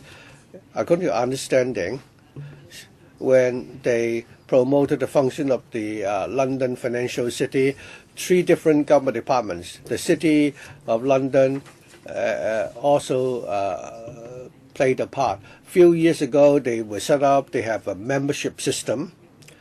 Since they already have the historical background, so their structure or the organization is more mature because they already have an established practice. What they do when they promote the financial industry and of London, and London being an international financial center, so it's like Hong Kong. Well, in Hong Kong, we have made reference of City London. But at the moment, we are only a consultative body. If in future, and I must emphasize that if we were set up as a company, it is what we have in mind is that, like the Deputy Secretary said, it will be set up in the form of a company limited by guarantee, and different government departments have also adopted the same model. Well, is it the same for City UK? Yes, it's set up in the same way.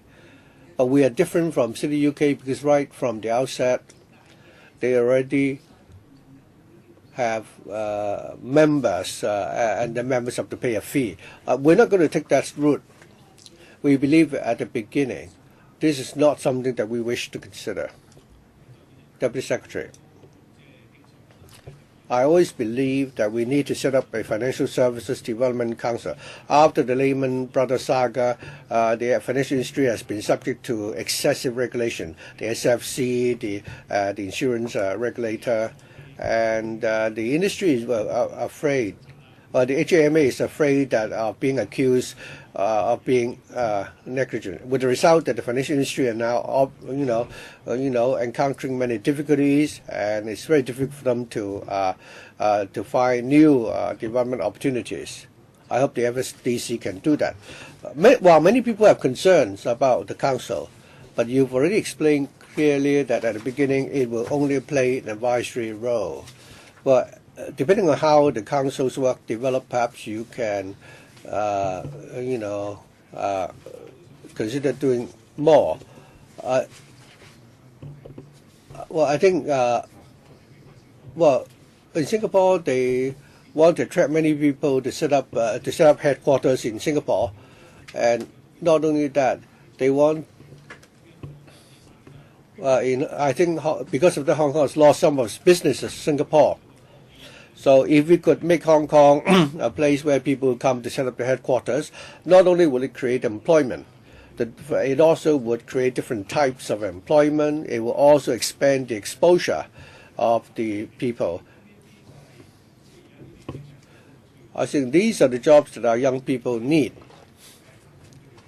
When we want to attract the foreign companies to set up headquarters in Hong Kong, I think that tax incentives are very important. Some people are willing to come to Hong Kong to set up headquarters. If they are able to create 100 jobs or make investments of more than $500 million, then you can give them a short-term tax waiver. I hope you'll be flexible. When I made this suggestion earlier, people were against my proposal, saying that our tax rate was already too low. We shouldn't go for such concessions. I think, though, that was a very short-sighted opinion. I think we will stand to gain if we offer short-term tax concessions and exchange for long-term benefits to Hong Kong. I think we should consider that, especially with the FSDC after it has conducted analysis and think that this is advantageous for Hong Kong, then I should do it. Well, I think it's like a car. I think you need both a brake and a pedal. While other cities are rapidly developing, whereas in Hong Kong, while we claim to be an international financial center and we're not doing anything, then this is really, ridiculous. Just because of the Lehman Brothers saga, we shouldn't just focus on regulation at the expense of development. I'm just expressing my expectations for the FSDC. Thank you, Deputy Chairman, for your support and your expectations of the Council. You made several points, and we will certainly be concerned about those points. We also believe that the neighboring cities and countries are actively developing the financial industries, and we also see that they want to actually, overtake Hong Kong in terms of our advantages. We must insist on our high standards and leverage on our competitive edges, because this is very important. I also hope that all our members will have the enthusiasm to really, make a contribution to Hong Kong and to the industry as well. I think the financial, we hope that they will be putting forward constructive suggestions. Dr. Kokake, thank you. Ms. Cha, you've always given us the impression of being a very prudent and capable person. You've been the deputy chairman of the China Securities Regulation and Exchange Commission. But I think, as far as the FSDC is concerned, at one time the government said it's going to be a statutory body, and then you said that it might be, a company limited by guarantee or a private organization. Have you been put on spot by the chief executive? When did you have the instruction that the FSDC should become a statutory organization? Suddenly it became a private company.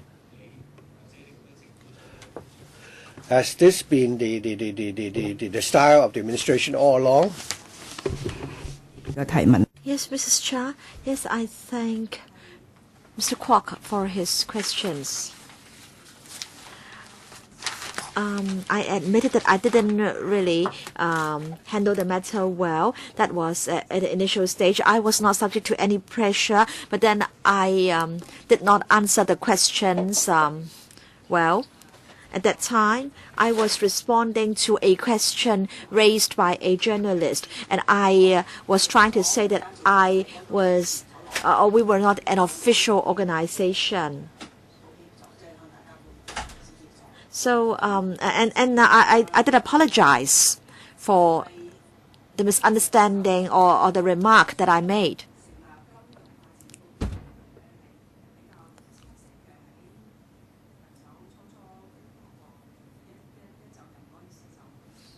In fact, when the CE assumed office, he appointed me to prepare for the establishment of the council.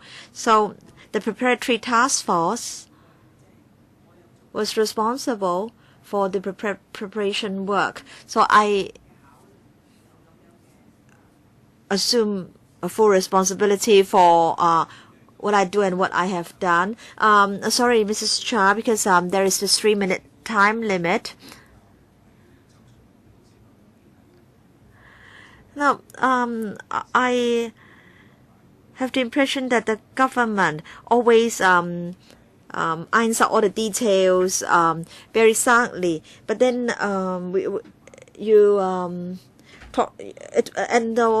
it shouldn't be for you to say whether it would be a company or not a statutory body. Now, because it is said that this council will receive donations, and we all understand that we have reserves of $260 billion.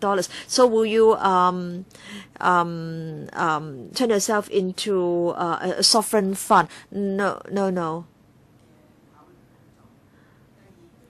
The council doesn't want to turn itself into a sovereign fund. We haven't got such intentions.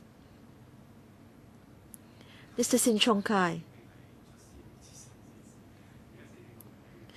Now I think this FSDC has really made a disastrous start. The CY Leung proposed that 2 councils be set up, one for economic development, one for financial services development. Now you can see that there have been few criticisms on the setting up of the Economic Development Council. But then for this one, now, as you know, we haven't had a Financial Services Development Council before. So you made some remarks, then you corrected them. All right, so we know this is an advisory body, all right? And then the Undersecretary said that in the coming financial year we'll know how it's going to spend its money. And I think we should call this the Financial Services Development Advisory Committee. We understand that we should identify new opportunities, so you can give recommendations, and then if legislation is required, the Secretary can come to the Council. Why is it that you do not want to change your name to the Financial Services Development Advisory Committee, for example? If you change your name, then people will have no objection to your doing your work. Yes, you can give recommendations to the administration. The administration can amend the legislation if necessary. Mrs. Cha. Now, in the consultation stage and in the preparation stage, we considered various names, and we discovered that within the administration, there were no criteria as to what organization should be called a council. For example, now for the policy bureaus, now there are bureaus, that's clear.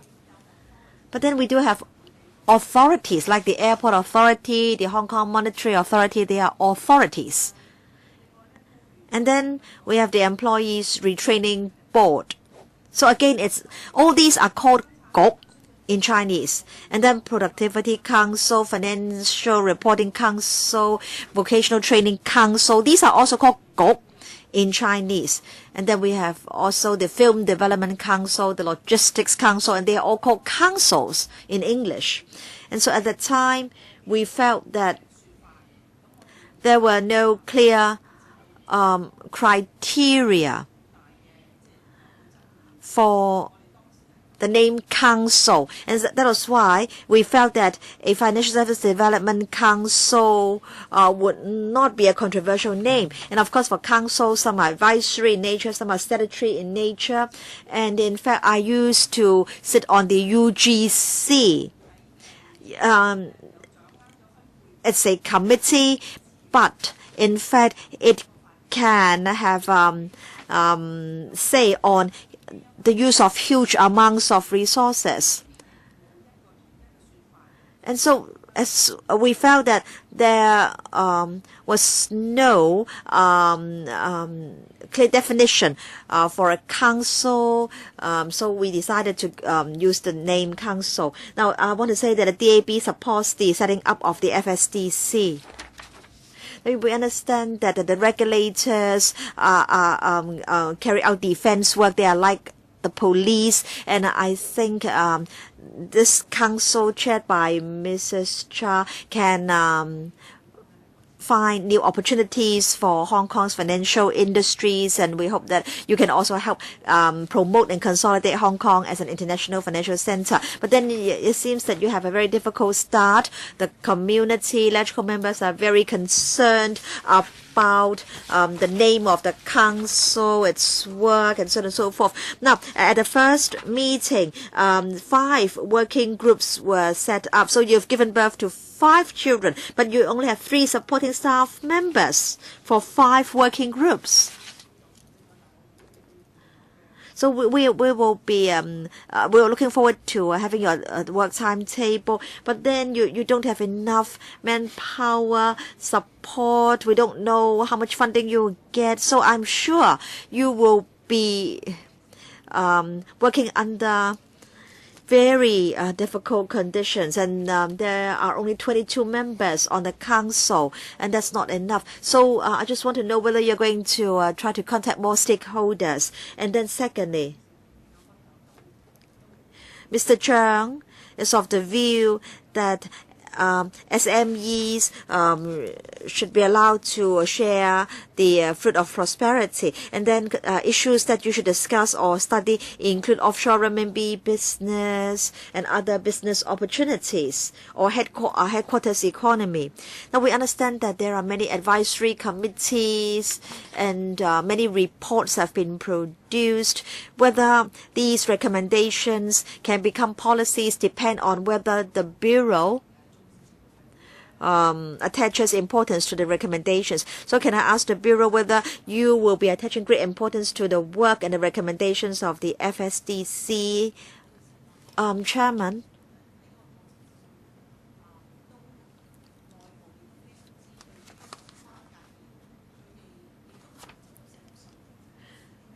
Now the FSDC is not going to just write to us, giving us recommendations. Now, the FSDC will be supported by a secretariat. The FSDC collects and studies comments from the financial services industry. And I'm sure the FSDC's recommendations represent the views of the industry and also the views of the 22 members of the council. Now, I'm concerned about the lack of manpower resources in the council. You only have 3 staff members. They have to provide support for the work of 5 working groups, and you may have to carry out public consultation. So I really hope that there will be sufficient secretariat support for the work of the FSDC. All right, so let's now deal with the motions put forward by members. Have you received the wording of all 3 motions, members? All right. The first motion is from Mr. Dennis Kwok, the second one from Mr. Kenneth Leung, the third one from Mr. Zhang. Now correct me if I'm wrong. There is no need to have seconders for these motions. So we will vote on these motions on the basis of the order they arrived or they reached the secretariat. But then if the first motion is passed, then there is no need for us to vote on the third motion because the wording of these two motions is contradictory. So in other words, members, if you support the first motion, if the first one is passed, because we will vote on the first one first, we receive it first, so we'll not, if we pass the first one, we'll not deal with the third one. The first one is moved by Mr. Kwok, seconded by Mr. Leung.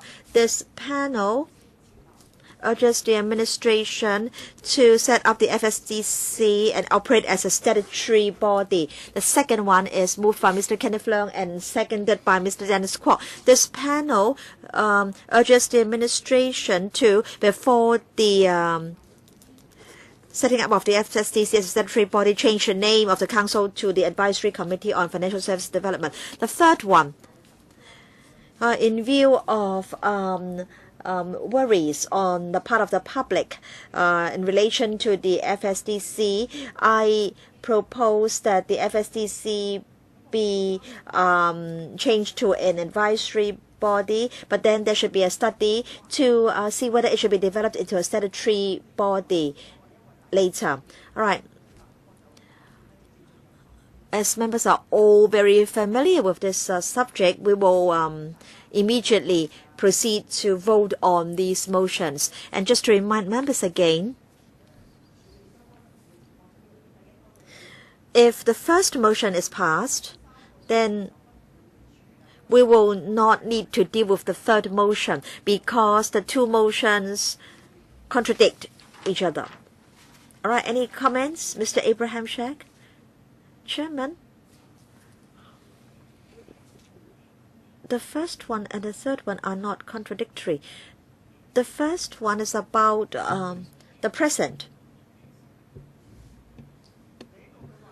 But then the first one says that the FSDC must be set up and operated as a statutory body.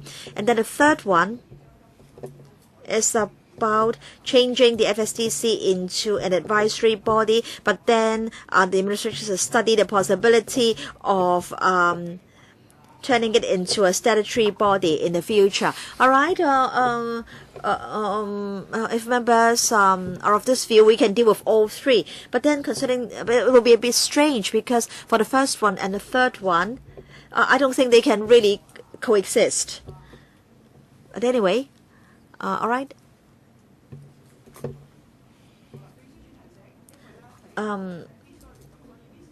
So according to the Secretary, the first one is must, right? It must be set up as a statutory and operated as a statutory body. So if the first one is passed, then the scenario in the third motion cannot arise. But then we received the first motion first. So if the first motion is passed, then the third one will not be dealt with. All right, let's proceed to vote. All right, the first motion.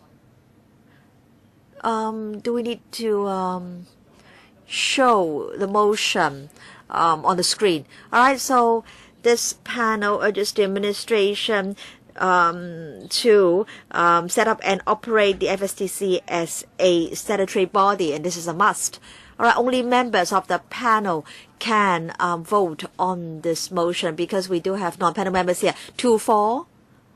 How many against? 9. The second motion now. This panel. So for the first motion, it's negatived. Now let's move on to the second one. This panel urges the administration to before the establishment of the FECC as a statutory body, name it the Financial Services Development Advisory Committee. All right, moved by Mr. Leung, seconded by Mr. Kwok. All right, those 3, those against. 8. So again, the motion is negatived. The third motion, in view of the public's worries about the FSDC, I propose that the FSDC be changed into a government advisory body, but then the administration needs to study the possibility of its becoming a statutory organization or a statutory body in future.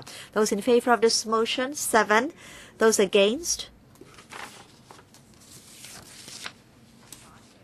Those against, 4. So motion 3 is carried. Thank you. Mr. Abraham Shek?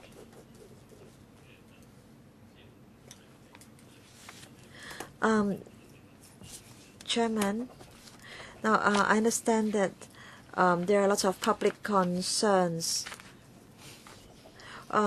Chairman, you are an EXCO member, and you have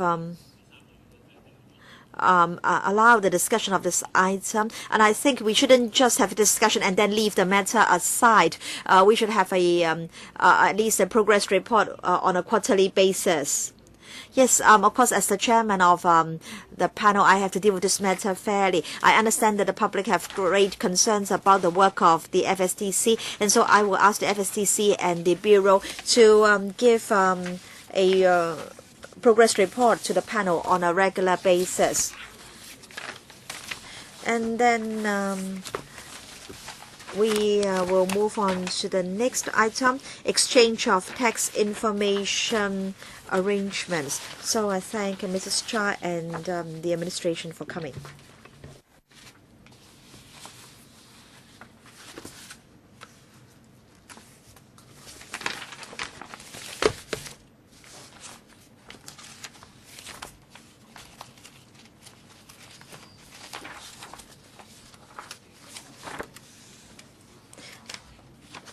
Now, as this item relates to legislative proposals, all members of the Council have been invited to attend to discuss this item. I think we've received a paper already, CB 148405.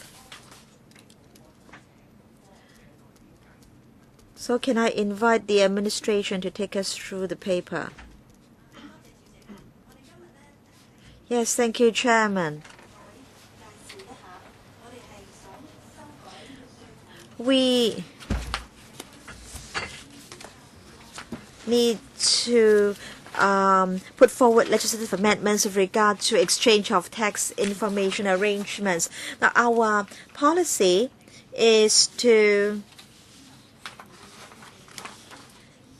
expand Hong Kong's network of comprehensive avoidance of double taxation agreements with our trading and investment partners so as to facilitate the flow of trade, investment and talent between Hong Kong and the rest of the world, as well as to enhance Hong Kong's position as an international business and financial center. In 2005, the SAR government openly supported the OECD's principle with regard to transparency and exchange of information for tax purposes. And in 2009, we promised to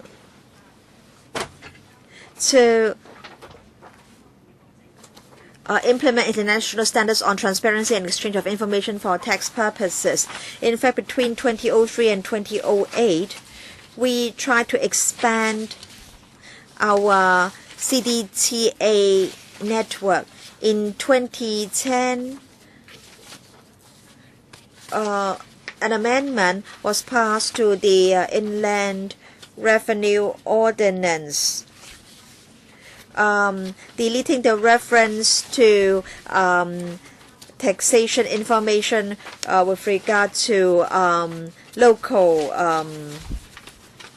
text. So in other words, the coverage of text types for exchange of information was widened. And so in 1112, we were able to arrive at more agreements. And we have plans for 2013 and beyond to extend the network further.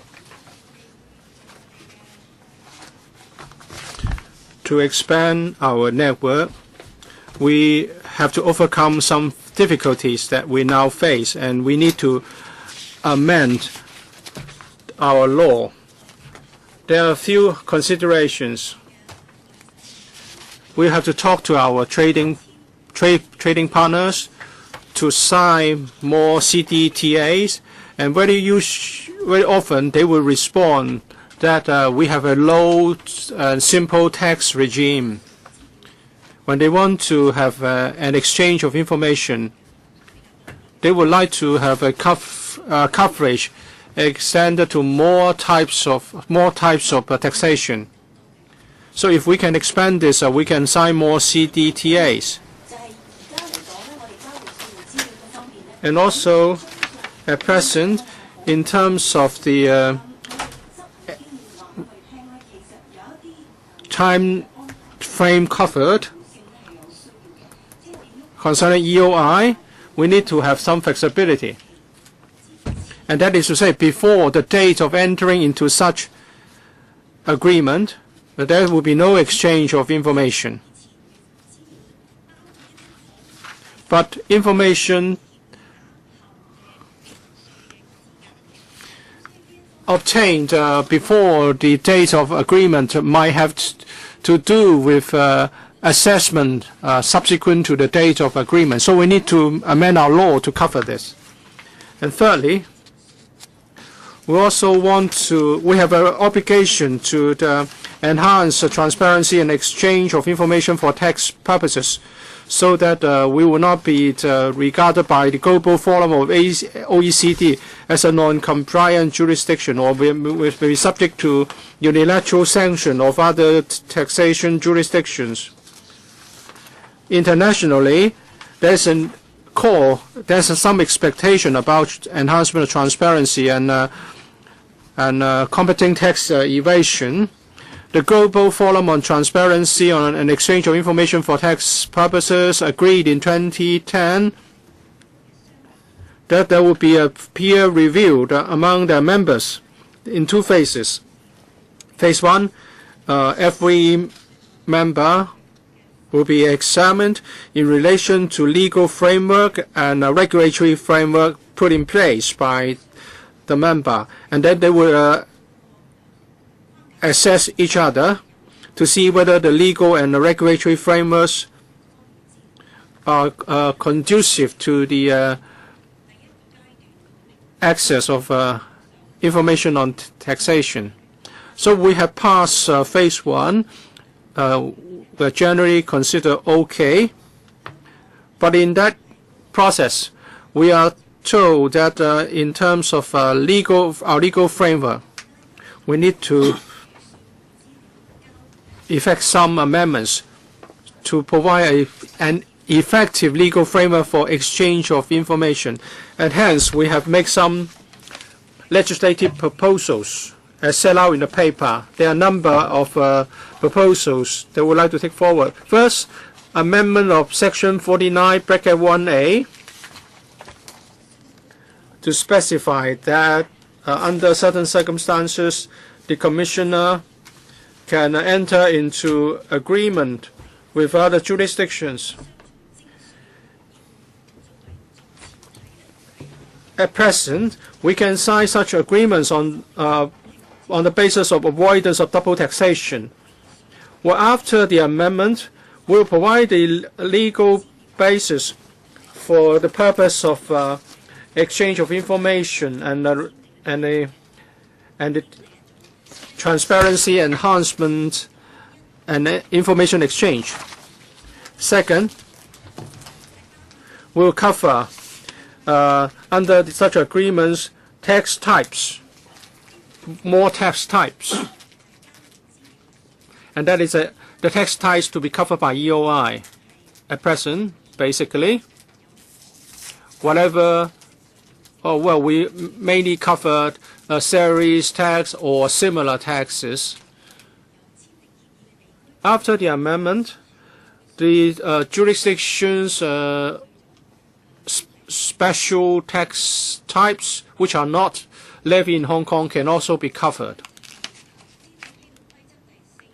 And also we want to amend Rule 4 of the disclosure of information rules in terms of time limitation.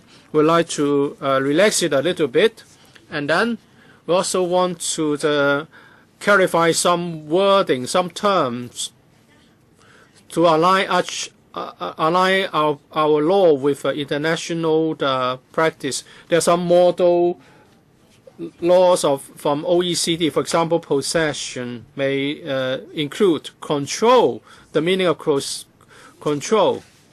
This is technical in nature. We want to make sure that the terms we use in our ordinance will be more in line with the international model. So we hope that by doing these, we can remove obstacles from entering into more the CDTA. We want to cover more tax types. The time limit will be relaxed a little bit. And importantly, I know members are concerned about safeguards for Hong Kong taxpayers when we engage ourselves in EOI, exchange of information. We would maintain prudent safeguards. That is to say, we will not exchange information lightly. The Commissioner will only exchange information upon receipt of specified requests. And the information must be foreseeably relevant. And the other party must treat such information as confidential, and the information can only be disclosed to relevant authorities, and the information cannot be then passed on to a third jurisdiction. And the information will be provided to the tax authorities and not to the government as a whole. And if the information contains any trade or commercial secret, then no exchange will be carried out. The disclosure rule would, after amendments, would provide a local legal safeguard. Such safeguards will also be incorporated into the future CDTAs or TIEAs. And if members agree with this approach on the amendments, we would like to table the amendment bill in April in this council. And the assessment group of the Global Forum is now working in its phase 2 peer review. So whether we can improve our legal framework to enhance tax transparency is going to be crucial. The Global Forum members peer review would look at whether we are making improvements in our legal framework. So they are now doing the phase 2 review. In March, they will send someone on a field visit to Hong Kong, and they hope that in September they will convene a meeting to examine the report on Hong Kong. So we'd like to table the bill in April at this council, and it's hoped that the bill and the amendments can be enacted in the middle of the year. Thank you. 3 members would like to speak. Mr. James Toh, Mr. Sin Chung Kai, Mr. Kenneth Leung, and Mr. Wong Ting Kwong. Who else? Mr. Jeffrey Lam. Well, I have to draw a line now, so because of the need to manage time. 3 minutes. Mr. James Toh. I think for tax information exchange, we have to be very, very prudent. Other jurisdictions have a lot of different tax types. Tax rates are high, comparatively speaking. If we relax our system too much, our advantage will be diminished. And also, if the relaxation is very significant, then manpower is an issue. Our IRD will just be working very hard to recover tax for other jurisdictions. So I oppose to the relaxation of the time limit. So we have to be fair. If the tax information kept by Hong Kong IRD was gathered before the agreement was signed, so at that point they didn't expect that there would be exchange of information.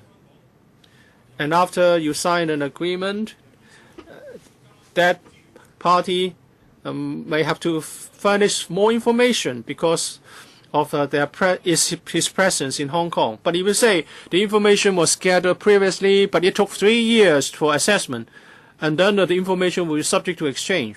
This is ridiculous. It cannot be done. The guiding principle must be this. Unless we have no other option, we are going to face sanction. The relationship will be severed, or they are going to send a gunboat to Hong Kong. Otherwise, we must maintain safeguards that we have.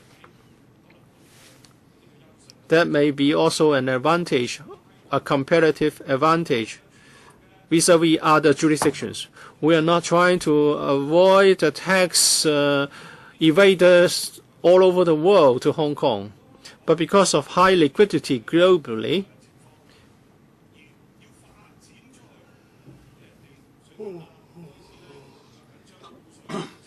if other jurisdictions have fallen on hard times, they want to see some extension of the agreement, well, we should resist as much as possible instead of banking over backwards to cooperate with them. Because I'm very concerned that this would simply eliminate our advantages. Well, I would say that this is something we should act with a lot of caution. Well, ask the colleague from the IRD to respond. We're not trying to be the so-called high achievers. We're not trying to do this for the sake of reputation. But there is a global trend on taxation, transparency, and exchange of information. This is a trend, and we are not going to allow Hong Kong to be seen as a so-called slack jurisdiction. ILD. On time limit, all exchange of information can only be applied after the agreement comes into agreement. But some information might have already been generated before the agreement came into effect. But the information might be relevant to assessment after the agreement has come into effect. There's no retrospective effect. We are not going to give it a retrospective effect. We are talking about documents that are generated before the agreement date, but the information will be relevant to assessment after the agreement date. Mr. Sin Chung Kai, the speaker's not coming through. We need the technician to help us. Okay? We are not here to surpass the UK or the US. This is not what we want. We don't have to tie in so quickly with them. I think we should just follow the May jurisdictions. After they have all done this, we can follow suit. We should allow the person to be assessed tax, that this is the new rule, and the documents generated will be subject to the new rule. After you sign the agreement, I will not be able to undo what I did in the past. And also in our system, we have grace period for new laws. 1 year, 2 year would be allowed for people to switch over to settle in. But now you're saying that you will provide the documents generated prior to the agreement date for their assessment, because in some jurisdictions they sometimes do things very slowly. So are you going to give them information dated 10, 20 years ago? Say an agreement will take effect on the 1st of April 2013. Say it's about a property transaction on a deed assignment will take effect on the 1st of April 2013. But the sale and purchase agreement would be prior to that. But we're talking about the same transaction. The fine-tuning we're talking about will be very narrow and about this particular point. Well, precisely. If there's a new tax law, I want to sell, and then I want to sell in a hurry, then now it's not possible. Deputy Secretary, I can supplement in terms of the actual operation. We're not trying to surpass the UK and the US on this. The model law was updated by the OECD in 2004 and again in 2012. Well, we just want to just don't want to lag behind. Most jurisdictions have taken on board the updated model law in their agreements. As for the time limit, well, we would insist on the retrospective effect or the lack of retrospectivity. As we just want the Commissioner to do something more without compromising the non-retrospectivity. If some documents are related to tax assessment, but the date of the generation of the document might be prior to the agreement, and under certain circumstances, the documents can be exchanged. So there are trading partners can put forward such requests, and we can accede to such requests under reasonable circumstances. Mr. Kenneth Leung. Well, the taxation liaison group heard about this about 1.5 years ago. I said I had reservation, but now I'm open-minded. If we look at the model treaty of the OECD, are we taking on board the latest edition? And also, the amendments would enable the SAR government to enter into an TIEA on one particular tax type. If we look at our TIEAs with Italy and Malaysia, what would be the additional clauses there? For example, the concept of control will be subject to an amended definition. And other members are more concerned about the retrospective effect. Say, if the taxation year is or assessment year is 2013-14, and they want to have something generated in 2012 related to the assessment to be carried out in 2013 and 14. Actually, you can hand over such information. Are you not actually doing this? Can we get an answer? First of all, I'd like to point out that in Hong Kong at the moment, the EOI criteria Hong Kong adopts is far below the international standard.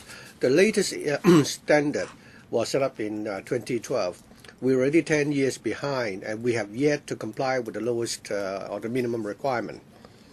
Internationally, there are many jurisdictions, there are many requirements which Hong Kong have not yet adopted. For example, the exchange of information retrospectively, and also collecting tax on behalf of the other requesting jurisdiction. We're not doing that. Allowing tax jurisdictions to come to Hong Kong to conduct investigation, again, we do not allow that. Regarding the treaties that we've already signed with other jurisdictions, well, they are subject to regulation by our existing ordinances. Regarding the fine-tuning that I mentioned earlier, and also the information generated before the treaty is signed, we cannot hand them over to the requesting party. Thank you. Mr. Wong Ting Kong. Chairman. The person concerned regarding EOI, will the IRD inform the person concerned about such an exchange? Or will when the person concerned made inquiries, will the IRD disclose that to him? And secondly,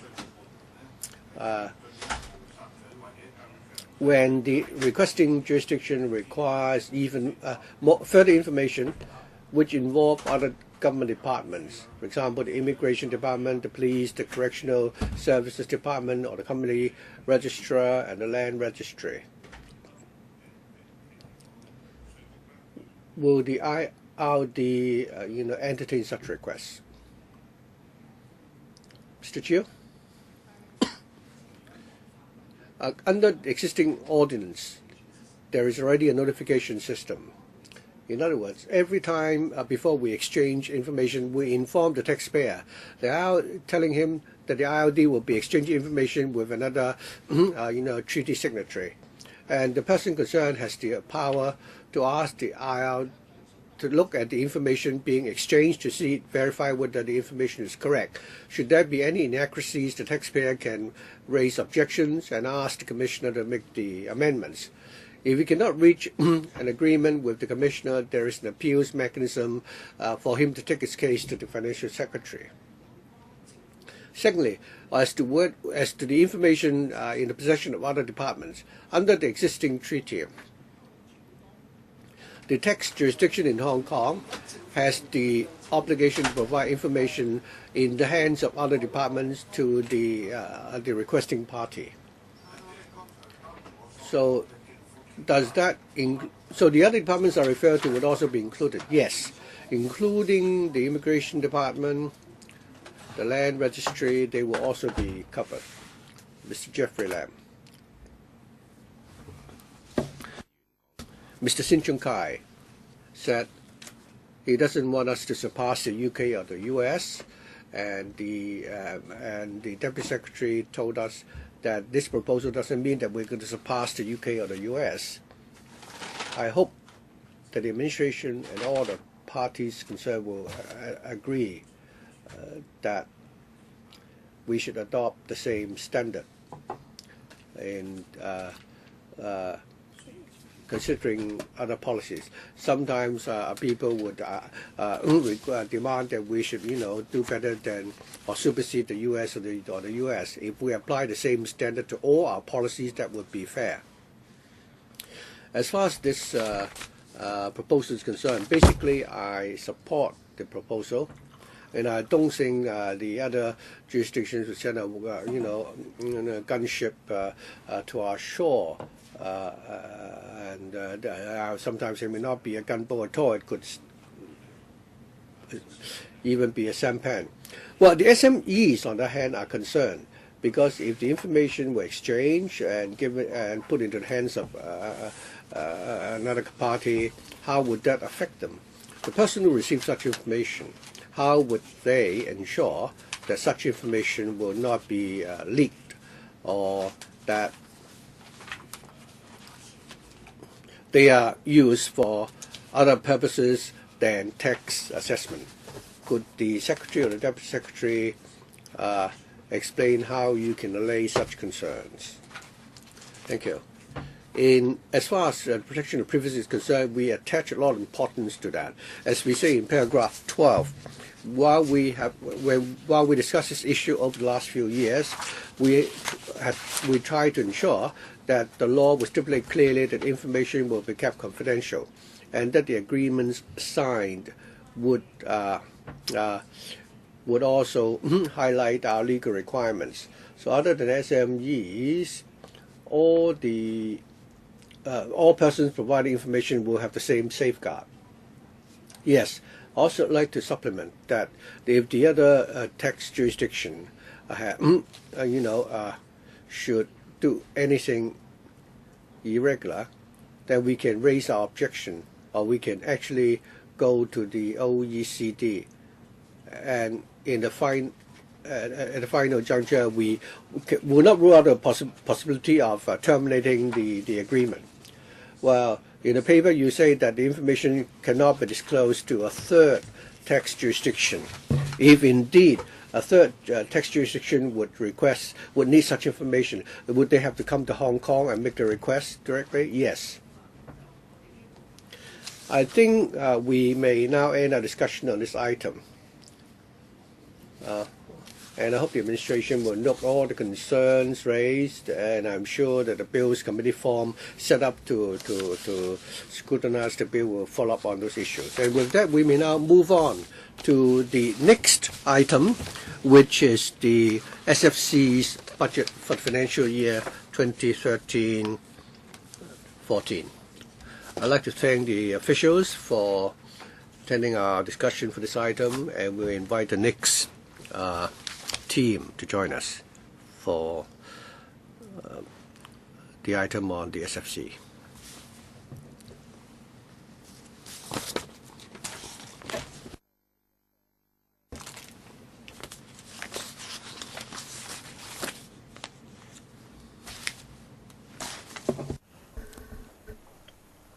係多謝證監會。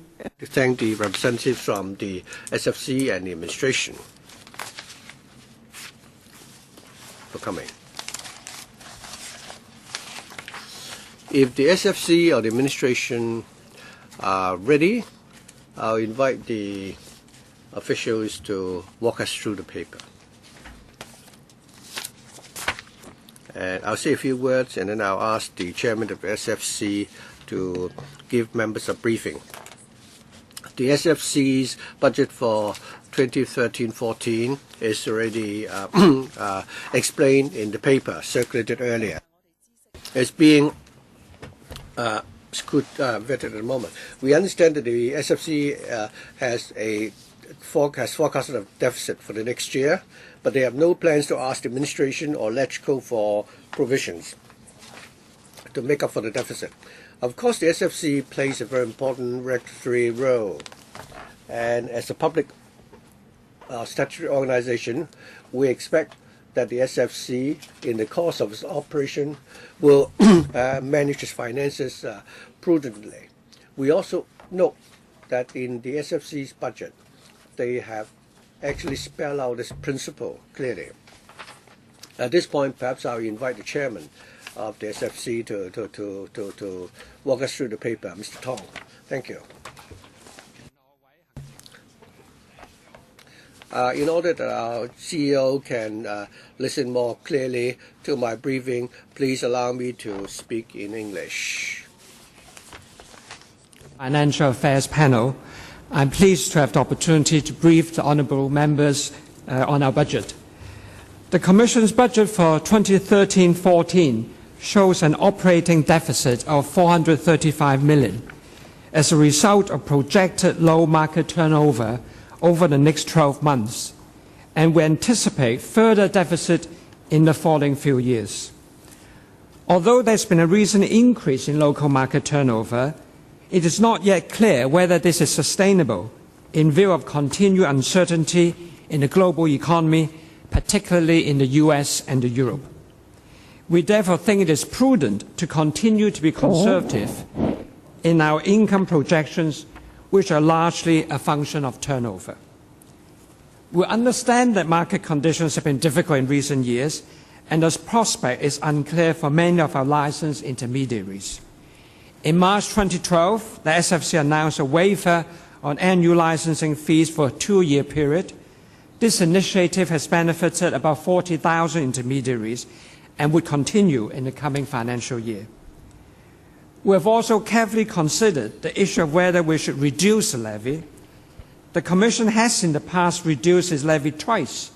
However, we have to bear in mind our projected operating deficit, the fact that the levy is the Commission's major source of income, and also the fact that any further reduction, which represents a very small portion of the total trading cost, will have only limited benefits for the broader market. Taking all these factors into account, we consider that it is not at the appropriate time to adjust the level of our levy, and the Commission therefore does not propose any reduction in levy rates in 2013-14. Having said that, we will carry out a comprehensive review of our levy and our reserve position again later this year, taking into account the then prevailing market condition, our expected resource requirements, and financial projections before making recommendation to the government. Although we are projecting operating deficits, our reserve, which were mainly built up a few years ago when the market turnover was very high, are at a level that will enable us to operate effectively in a difficult environment with confidence and without any foreseeable need to resort to government funding. Having regard to this primary function and continued market uncertainty, we have therefore made the decision that this is not the time to invest in our own office premises, particularly as the lease at the new offices at Cheung Kong Centre will last for at least 5 years. I should also make clear that the level of our reserve is not a factor when formulating our budget for each year, including projected income and expenses. For this purpose, we only have reference to genuine operation needs to carry out the Commission's mandate to protect investors and contribute to Hong Kong's sustainable development as an international financial centre. In the few years since the global financial crisis, we have stepped up our efforts in regulatory reform and initiatives to restore confidence in the financial system and enhance its resilience. We have pursued new regulatory reforms and initiatives such as the IPO sponsor regulation, proposal to reduce risk in derivative markets, and to regulate electronic trading. Our supervisory, investigation, and enforcement work has increased significantly.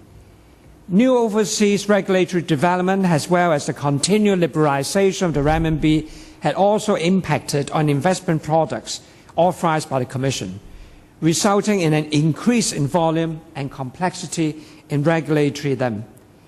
It is imperative to the Commission that it be appropriately and sufficiently staffed and funded to deal with the new challenges in view of the growing complexity of market activities. We have therefore proposed an increase in staff numbers in some areas, principally enforcement, intermediary supervision, and investment products, to meet these challenges. Meanwhile, the Commission continues to be committed to promote, encourage, and enforce the proper conduct, competence, and integrity of market participants. The Commission has and will continue to provide financial and other support to external organizations which have objectives or functions that are aligned with the Commission. Apart from the Investor Education Centre, we are prepared to collaborate with external organizations such as the Hong Kong Securities and Investment Institute, HKSI, to develop programs that promote the knowledge and education of market participants and help the investing public. On that note, thank you very much, members and chairman. We will be happy to try to answer any questions that the honourable members may have. Thank you. Thank you, Carlson. 想提一提證監會上一次呢2014 To remind the SFC that during the last panel meeting, the panel agreed that we should discuss Mr. Leung Kai-chiang and Mrs. Regina Yip's the question of the impact of acquiring the London Metal Exchange on the Hong Kong Mercantile Exchange. And I understand the SFC has already provided a paper. Do you have anything to add 咁就有3位。So 3 members have already put up their hands. 4, 5 actually. Deputy Chairman and myself included. Shall we say 3 minutes per member? Mr. Kok Wing Hung. 2013 and 14 budget includes the provision for an average of 5.5% pay increase for the SFC staff, and there's a special pay adjustment provision for of $14 million for high-performing staff. My friends at in the legal profession who works as a FSC tells me constantly how hard they work and how underpaid they are. Well, I'm not sure about being underpaid, but they sure work very hard. And I gather from the budget that you are foreseeing the need to pay them more and to attract the better people to join the SFC. Do you have problems hiring what you consider as sufficient quality candidates joining the SFC, especially on the enforcement side? Yes, before I hand over to Ashley to answer, I would just briefly say that Mr. Dennis Kwok, thank you for your comments. In fact, we do have difficulty because we are looking for the same type of people the financial services industry are looking for, especially lawyers and in the compliance and enforcement area. The demand for those type of people hasn't diminished.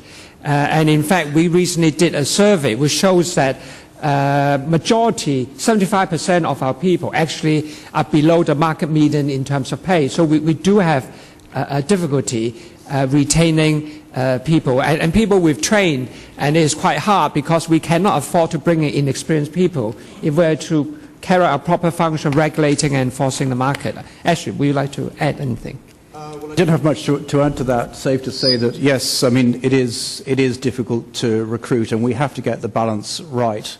We spend a lot of time with pay consultants, firstly looking at where our market is, and as Carlson mentioned, that is largely legal and compliance, other professions, financial industry. Clearly, the SFC, being a public body, cannot match in any circumstances some of the pay being awarded in the private sector. That's quite clear. On the other hand, we do offer careers that have other awards. One of them is a public service reward in itself, in being there and doing a job that is valuable. So we try to get that balance right. As Carlson mentioned, in our budget, it turns out from our pay surveys that around 75% of our staff will be below the market median, and about 44% will be just below the bottom quartile threshold. But what we cannot do is push our pay up to such an extent that our budget becomes unsustainable. So we have to get that balance right. Do you find yourself that you have to spend more on external counsel as a result of a lack of or insufficient staff in your department? Not so far. In fact, our policy is to do as much as we can in-house, because it is, on the whole, far more efficient. So we try to do that. We actually limit the amount of work that we actually farm out to external counsel. And if you do farm out too much work, you'll find that your costs start ballooning. 單仲偕議員。Mr. Sin Chung Kai, in paragraph 4.4 about your manpower, there has been a significant increase for 2013-2014. You're going to increase 47 more staff. Despite that, in your compliance department, there's an increase of 12 staff. Compared with your current caseload, how do you assess whether or not, have you assessed whether or not you will be able to cope? I don't have any such information, perhaps it's disclosed elsewhere. So how much is your backlog, and how long do you take to complete the investigation into a case? For the 12 additional staff, would they be able to help cope with the increase in the number of complaints? In fact, as you mentioned, as you can imagine, the activity of our enforcement division has gone up a lot. In fact, the number of cases that we've opened has gone up by 40% over the past 12 months. In terms of litigation decision on active cases, has gone up by 17%. Because really, to be successful in enforcement, not only do you have to issue deterring messages. Not only do you have to monitor the market to identify misconduct, you also have to carry out enforcement, and that is one of the key role of the Commission. So in fact, this is an area which has been under a lot of pressure. In fact, we set time that we like to complete cases for our self-internal guideline. In fact, we find that we have been struggling to meet that because of the number of caseloads. So maybe on that note, I just want to pass to Ashley if you want to add any more. I think one thing I'd emphasise is that the statistics that we do have about our activity levels, and for example in enforcement, the number of trading inquiries we made last year, which is when we query unusual patterns in the market behaviour, went up 39%, and the number of on-site inspections that our intermediate supervision department does went up 18%. Our headcount increase in this budget is 6.4%. So you can see, even looking at those statistics, we need to be very, very, very efficient in how we operate. And the other thing I would add is that on the enforcement side of life, this cannot be reflected in statistics, is increased complexity. We find that as the financial world becomes more complex, our enforcement cases become more complex. And that really has an implication for timing and back to the sort of performance targets we set ourselves that Carlson mentioned, which we think are now being stretched. I'm getting more worried. So you are proposing an 8% increase, all right? 12 posts. But then I understand that your caseload has increased very, very substantially. Do you think an extra 12 posts will enable you to cope with the situation? Because you have such a high level of surplus. Now, I'm not suggesting that you should become an oversized organization, but you have to respond to the demands of the market. Number of graduates, rotation. The rest are pretty senior people, and that's what we need. It's not a matter of just having lots and lots of people, the right type of people. And also, obviously, we are conscious of our accountability. So we still manage a very rigorous process in approving our budget. So our division knows on one hand they have to meet their public responsibility. On the other hand, they can't just have a very, very too slack budgetary control. So we impose a fairly strict discipline. And that's what we believe that we can afford to allow the enforcement division to have. And they understand that, but they will try to do the job because that's what they expected to do. Thank you. Thank you, Madam Chairman. I would like to concentrate my questions on footnote 5, the financials. My first question is, under 5.3.4, SFC shows a 93 million investment income for the coming financial year. Could I ask what sort of investment income they are and who actually does the management of these investment portfolio for the Commission? My second and third question relates to the funding to the IEC and also the FDRC. Can you let me know what sort of commitment SFC has promised these two organizations? I would suppose that the FDRC should become a self-sustainable organization when they come into full operation, but yet still you are still committing 3.5 million to that organization this year. Would you foresee that this funding will earn soon? And also, of course, I'm pretty want to know what's the funding commitment of this 51 million to IEC is all about. Thank you. Right. Perhaps I'll try to answer some of your questions first, and then I'll hand over to Ashley. On the investment income, in fact, in up to now, we manage our surplus funds very prudently because we know we are publicly accountable.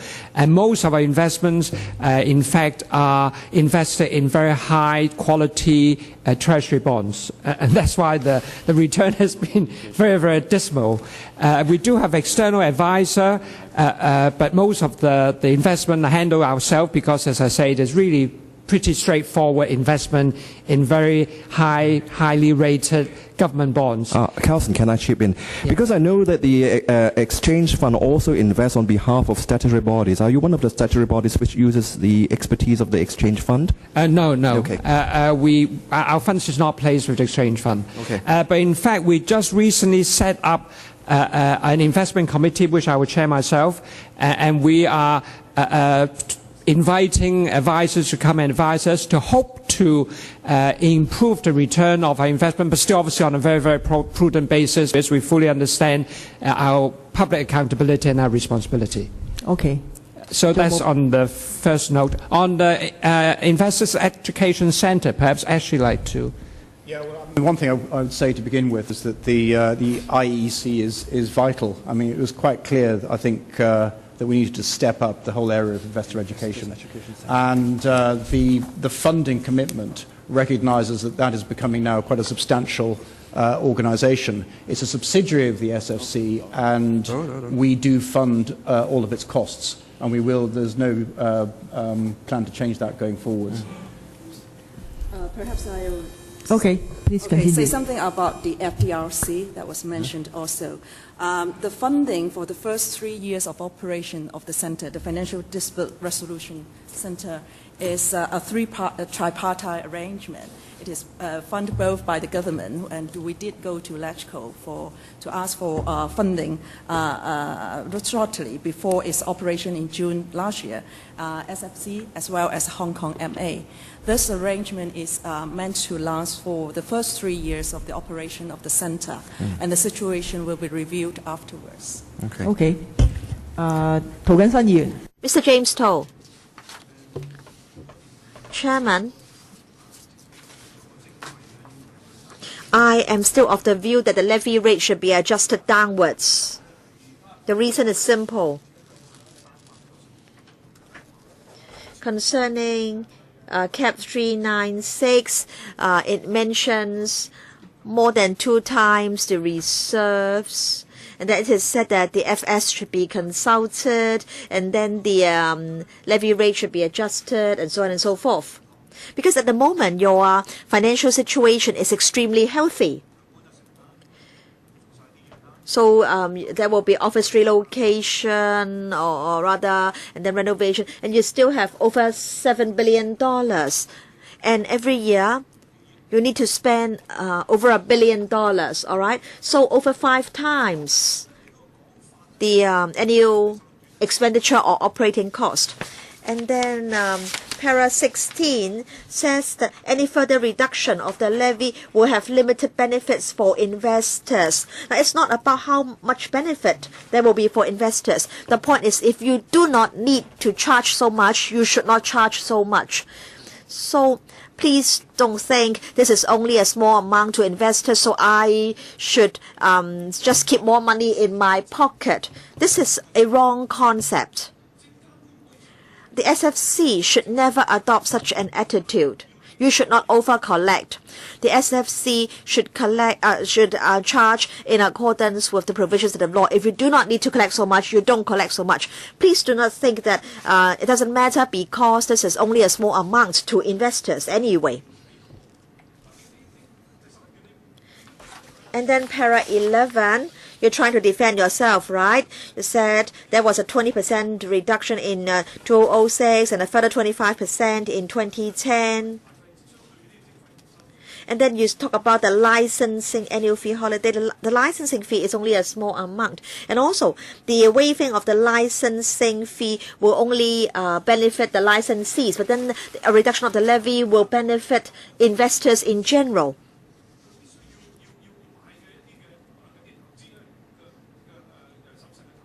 Now, you know, investors in Hong Kong need to invest, and you shouldn't have over-collected. You shouldn't have collected more than is necessary.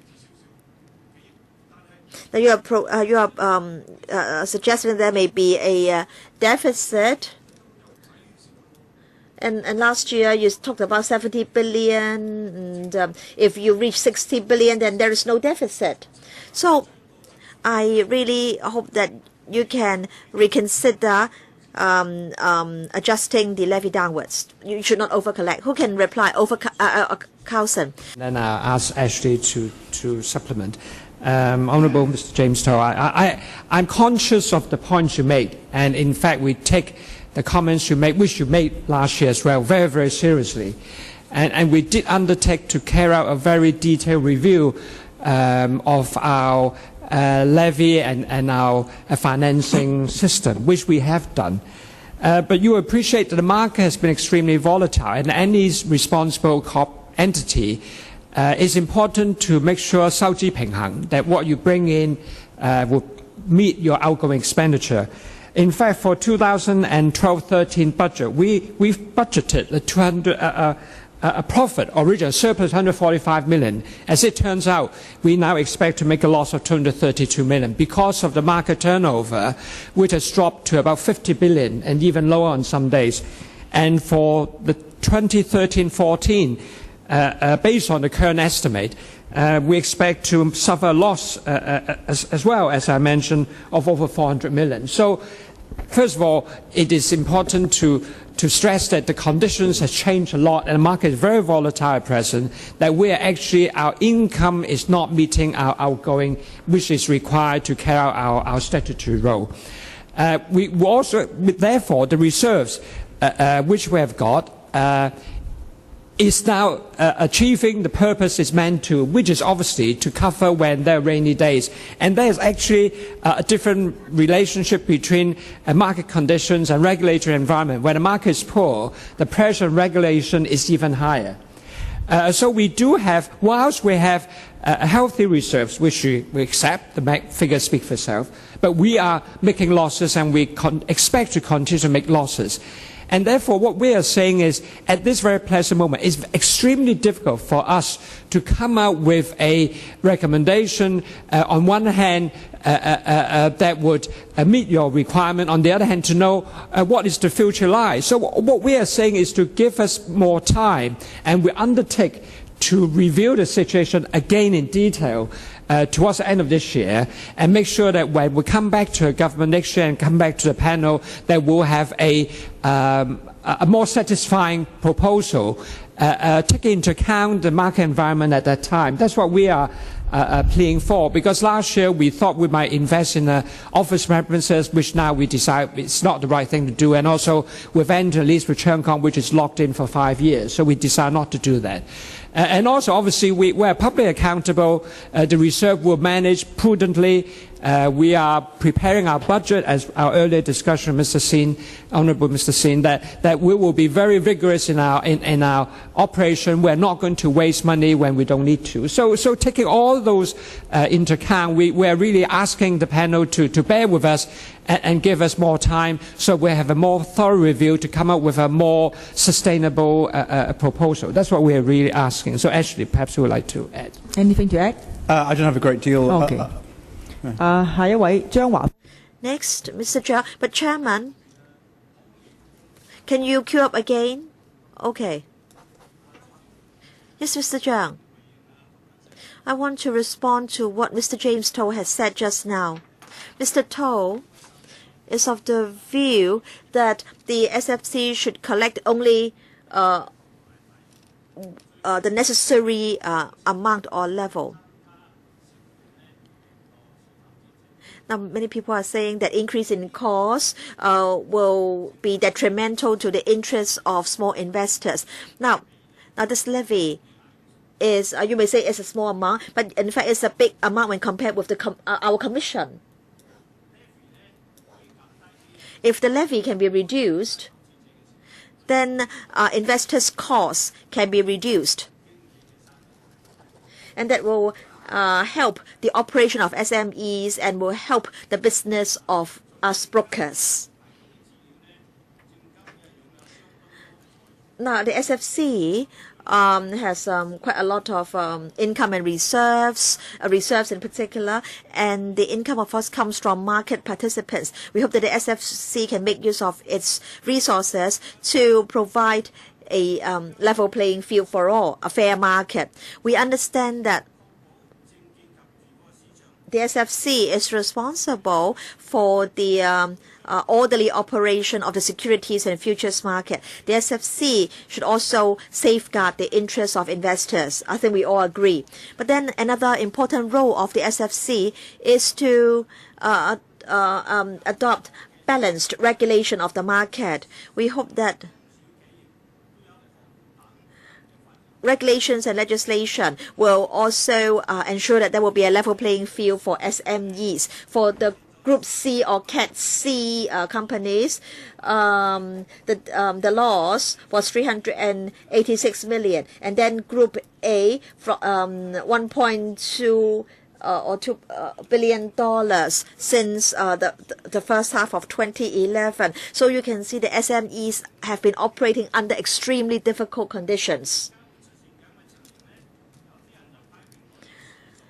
Some have criticized Cat C or Group C brokers. Some say that they are not hardworking enough, they are not aggressive enough, they are not investing enough. But I think such accusations are unfair. I think concerning the regulatory regime and the legislation, SFC should make sure that these are fair to SMEs as well as the big firms. Now concerning the FRR, I think it deals a fatal blow to SMEs. We no longer have much room for existence and survival. If you have $1, you can only do $1 business. As you know, brokers rely on commission and on interest. But then under the FRR, we have little room for development and survival. So the SFC should review the FRR so that we can develop our loan business. I think the Mr. Elder can explain. Briefly, firstly, I would endorse all the comments you've made about there being a level playing field for all, because we do strive to ensure that the way in which we regulate ensures that that's the case. So far as the levy is concerned, I think the Chairman has explained our stance on that. We discussed it at great depth in the board meetings when we were looking at our budget, and fundamentally we came to a conclusion in relation to the levy that in this time of uncertainty we would, and with a projected deficit, we would need to wait until later this year to look at that again. Now, if at that point it becomes apparent, for example, that we'll be moving into break-even or a surplus because turnover has gone up, clearly there then would be very good reason to look yet again at both fees and the levy. There's no doubt about it at all, and we're quite open about that. So far as FRR is concerned, the financial resources rules, as you know, they're there for safety and soundness. They're about liquid capital fundamentally. We are currently going through a process where we're merging two departments in the SFC. One is intermediary supervision and one is licensing. And a new executive director will be in charge of those two departments. One of the jobs of that executive director, together with the board, is to comprehensively review the way in which we regulate intermediaries, a whole range of intermediaries. And nothing is off the table, including the way in which we look at financial resources rules. Now, all of this is fairly complex. It can't be done overnight. But certainly it's a subject that is on the table going forward once that new division for intermediaries is operating. Deputy Chairman,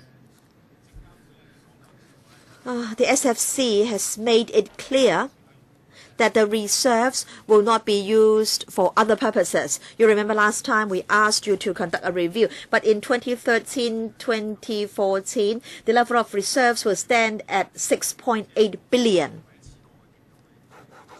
And I think you should from time to time carry out reviews. There should be regular reviews. For example, should you purchase 1 or 2 stories of office space? Now, because if you have to rent other premises, you have to spend a lot of money on renovation and decoration. So I think if you think the time is right, you should consider purchasing your own office premises. And and you'll be able to achieve savings. And then 4.11, 9 additional posts for the Policy China and Investment Products Division. Now, in fact, as you know, there are a lot of applications concerning investment-linked products, and the application time is rather long. It takes time to get approval. And also, you have to step up training, and you have to retain talents, because if all the people are not experienced, then, of course, the processing time will be long. And please try to simplify things so that the users know your requirements.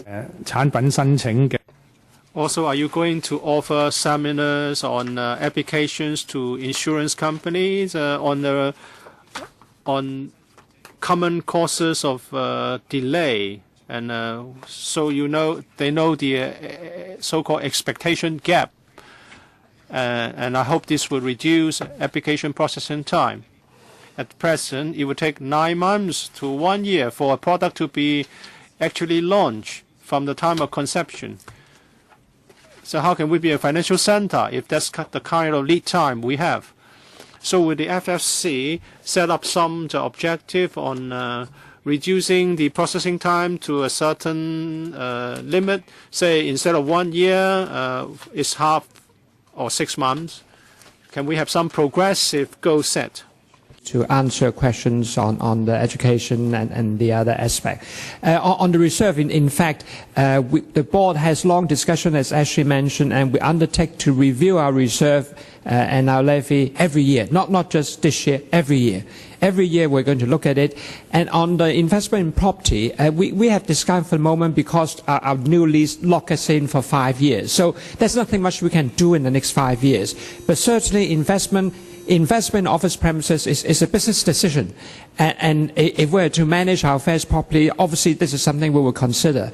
But my earlier comment is that probably in the next 2 or 3 years, we're not going to be looking at it because that's the thing we can do about it. But thank you. Certainly, we'll take that into account, and we do every year we'll review our financial situation and our reserve level. Ashley, do you want to add on the other aspect? Yeah, sure. On your point about investment funds and time to authorization, there was a useful exchange of correspondence with the Investment Funds Association at the end of last year. And the Investment Funds Association conducted a survey, not of all of its members. The response rate wasn't actually that high, but nevertheless, there were some useful viewpoints. And we wrote back with some suggestions, which are quite lengthy, about how we might change the way in which we operate, and also the funds industry changes the way it operates. And what we hope is to establish a dialogue, which may include seminars, etc., but also, probably more importantly, meetings on how to more efficiently operate on both sides, i.e. the applicant and also the SFC. So we're working on that at the moment. Clearly, simply time to approval is not the only statistic, because much depends on complexity of the proposal.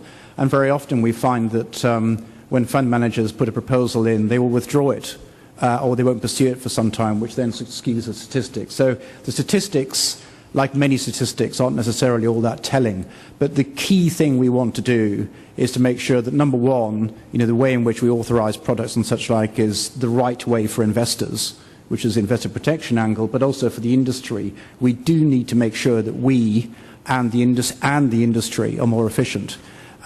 We think now we will have the right number of people in place to be able to do that so far as the SFC is concerned. So we are very keen to have that sort of open dialogue with the industry so that we can match the way our processes operate to make sure the outcome is better.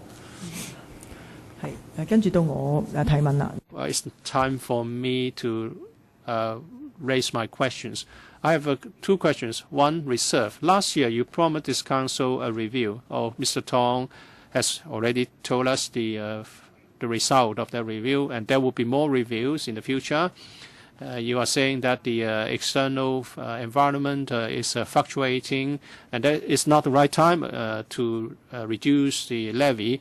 I hope you put this issue on your regular agenda. Well, I'm not in favor of investment in property unless you are talking about self-occupation.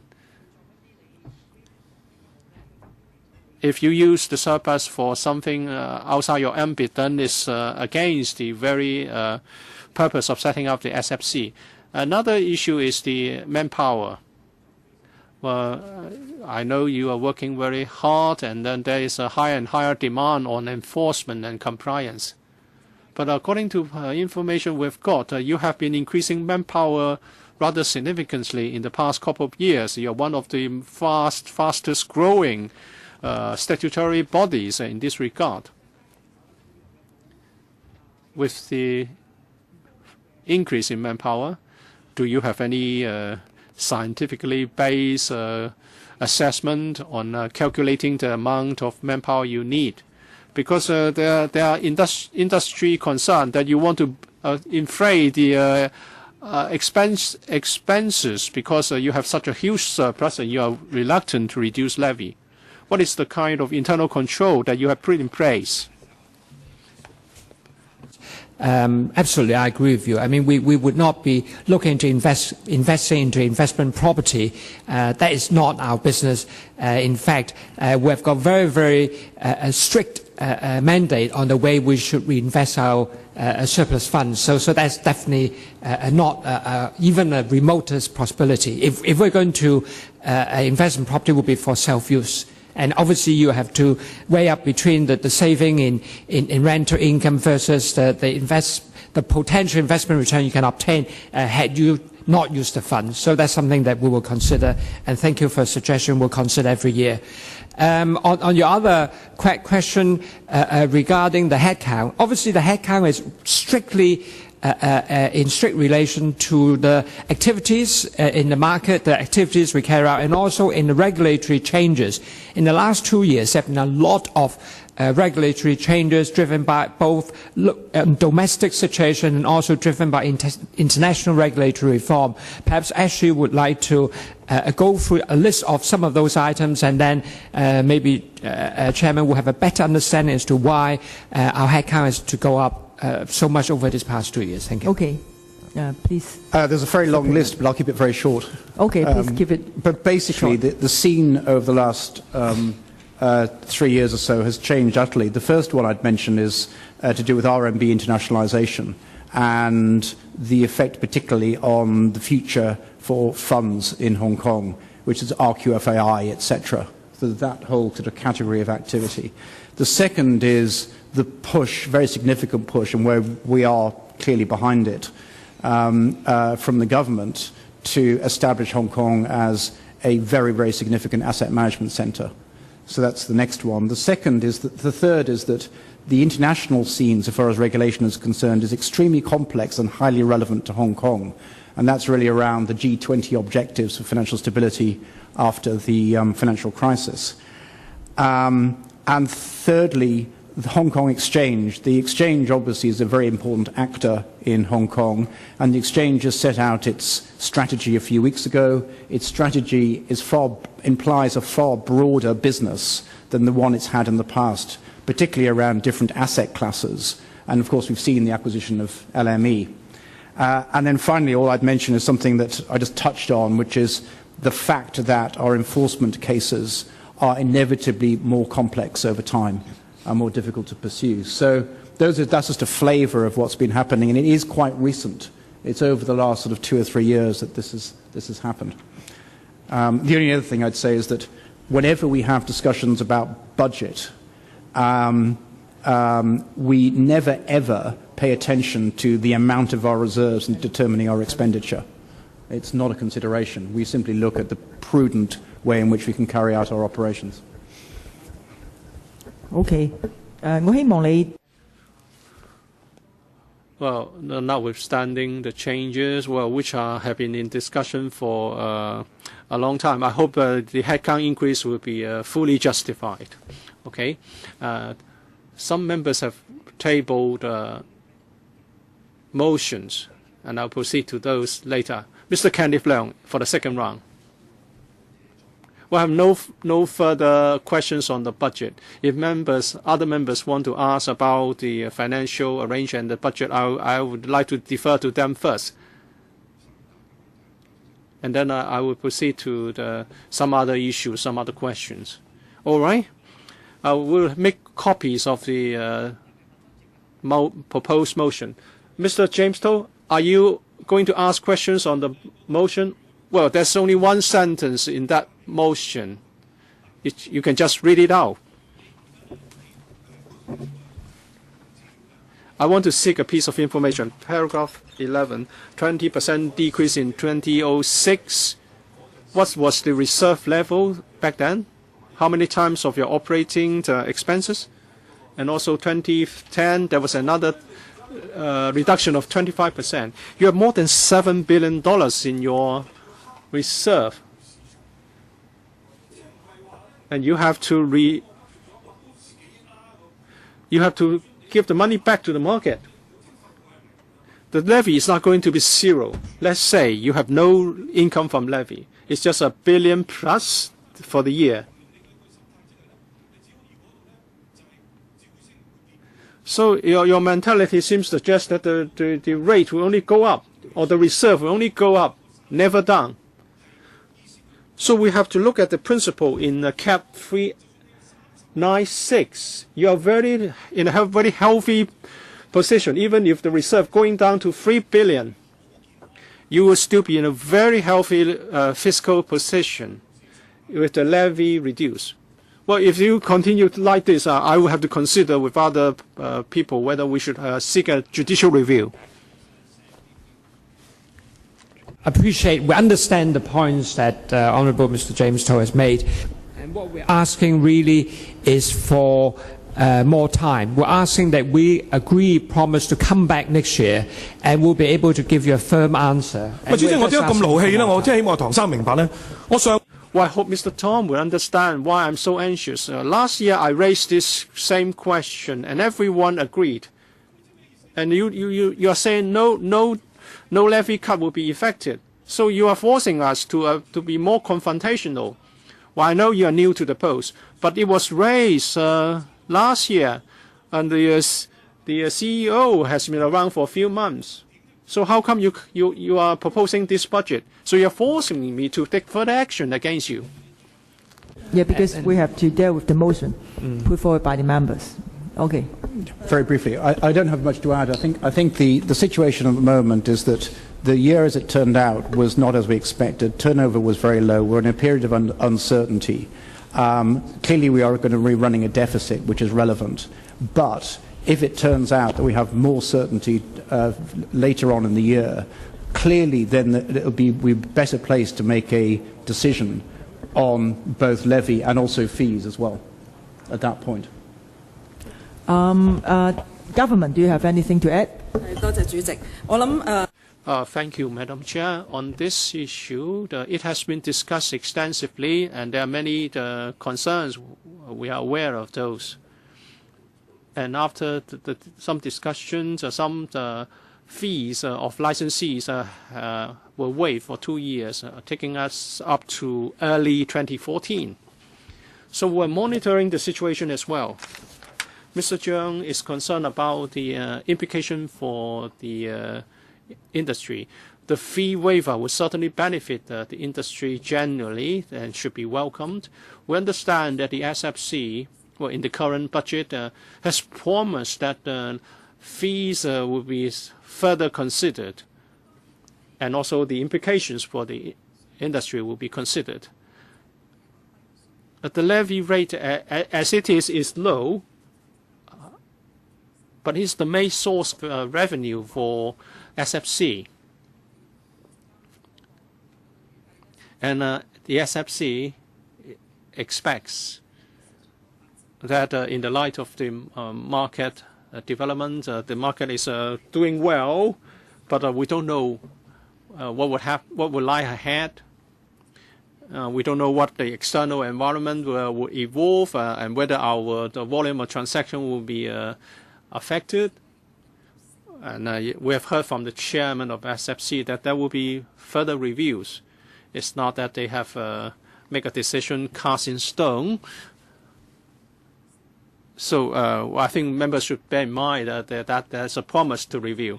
Mr. Zhang Wafeng, Mr. Christopher Zhang. I hope the executives from the SFC will listen carefully.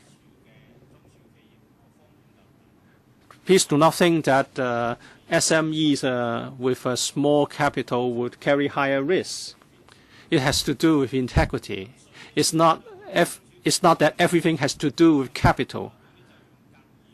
Please do not impose stricter rules on small and medium-sized firms because of the perceived risk. This would take away our room for survival. SMEs suffer as a result of tighter rules. I hope you will adopt a more positive attitude towards small and medium-sized brokerage firms. Yes, I'll have to handle the motion. Why do you think that there's a 2 times operating expenses cap in cap 396? Because that's the healthy level, historically speaking. If the administration thinks that it's not 2 times, it should be 4 times, you can amend the law. There was a reason why we put in that cap, because of the concerns that we are now seeing. The government has a responsibility on this. Okay, I think that's already loud and clear. We handle this motion moved by Mr. James Toad, seconded by Mr. Christopher Jones. This panel requests the SFC to reduce the levy. Come again. And this panel requests the SFC to reduce the levy. So, for those in favor of this motion, please raise your hands. For those against, please raise your hands. No. Well, the motion is carried, and I will ask the SFC to seriously consider the view expressed. Returning to Mr. Kenneth Leung's questions now. For replying to my questions, which was tabled as document number CB1518 12/1301. I was inquiring about the ambit of a type of regulated activities known as corporate financial advisory. And in the SFC's response in the 3rd paragraph, it set out, and it said, the ambit of corporate advisory would include the ambit of codes on takeovers and mergers, share repurchase, or any offer to dispose of securities to or acquire securities from the public, or advising listed corporations concerning corporate restructuring. And of course, I mean, the SFC would know that the incident which triggered me to ask this question is the transaction in relation to the Hong Kong Exchanges and Clearing Limited's acquisition of the issued share capital of the London Metal Exchange, in which one of the parties, namely China Development Bank Securities, was named as the financial advisor in the placement agreement dated 29th November 2012. I just want to know, from a policy perspective, whether the SFC officially distinguishes between financial advisory as a kind of unregulated activity and corporate financial advisory. Are there any actual, distinction between the two? That's my first question. Okay, who would like to answer? I think Ashley will answer this. Okay. I don't think there is a distinction. I mean, fundamentally, what we're looking at is in relation to any kind of licensing issue as to whether or not, there is someone carrying business in a regulated activity, and if so, they should be licensed, and if they are doing so and they're not licensed, then there's a question of holding out. That's fundamentally the position. I'm not in a position to comment on individual cases, including this one, simply because if we investigate anything, we don't comment until an investigation is complete, because ultimately that's a question of fairness and due process, which I'm sure you'll understand. Mm-hmm. And if there is a case to answer, ultimately that happens in a tribunal or a court, ultimately. But you can see, I think, from our reply that we did say, we did give some statistics of over the last 3 years of what we do in relation to unlicensed activities, because unlicensed activities, if it's the case that from a legal perspective, it's an activity that should be licensed and that's being carried out without a license, we have a track record of dealing with that over the past few years. So that's really where we're at the moment, so far as being able to answer your queries. But I think our problem is, for the reasons that I mentioned, we can't really comment on this individual case because we have a policy of not commenting on individual cases before they're complete. But my question is, you cannot even answer me whether you have looked into this case or not. Is that your answer? You have or have not looked into this case. I don't want to know the detail. Yeah. Even a simple answer, you have or have not. I think so far as normally what we do is we don't. 時候咧，我哋唔會評論我哋係咪有冇做調查㗎，因為咁樣係會影響妨礙到嗰個調查㗎。喺呢個個案因為有啲嘅傳媒嘅報導，我唔可以確認，我可以確認我哋係睇緊，不過就唔可以再透露更多啦。Good, that's very clear. With that, I think we can end our discussion of this item, and I think we can also. I think we've also finished with the last item on the agenda, AOB. If there's no AOB, I declare the meeting now adjourned. Thank you very much for your attendance.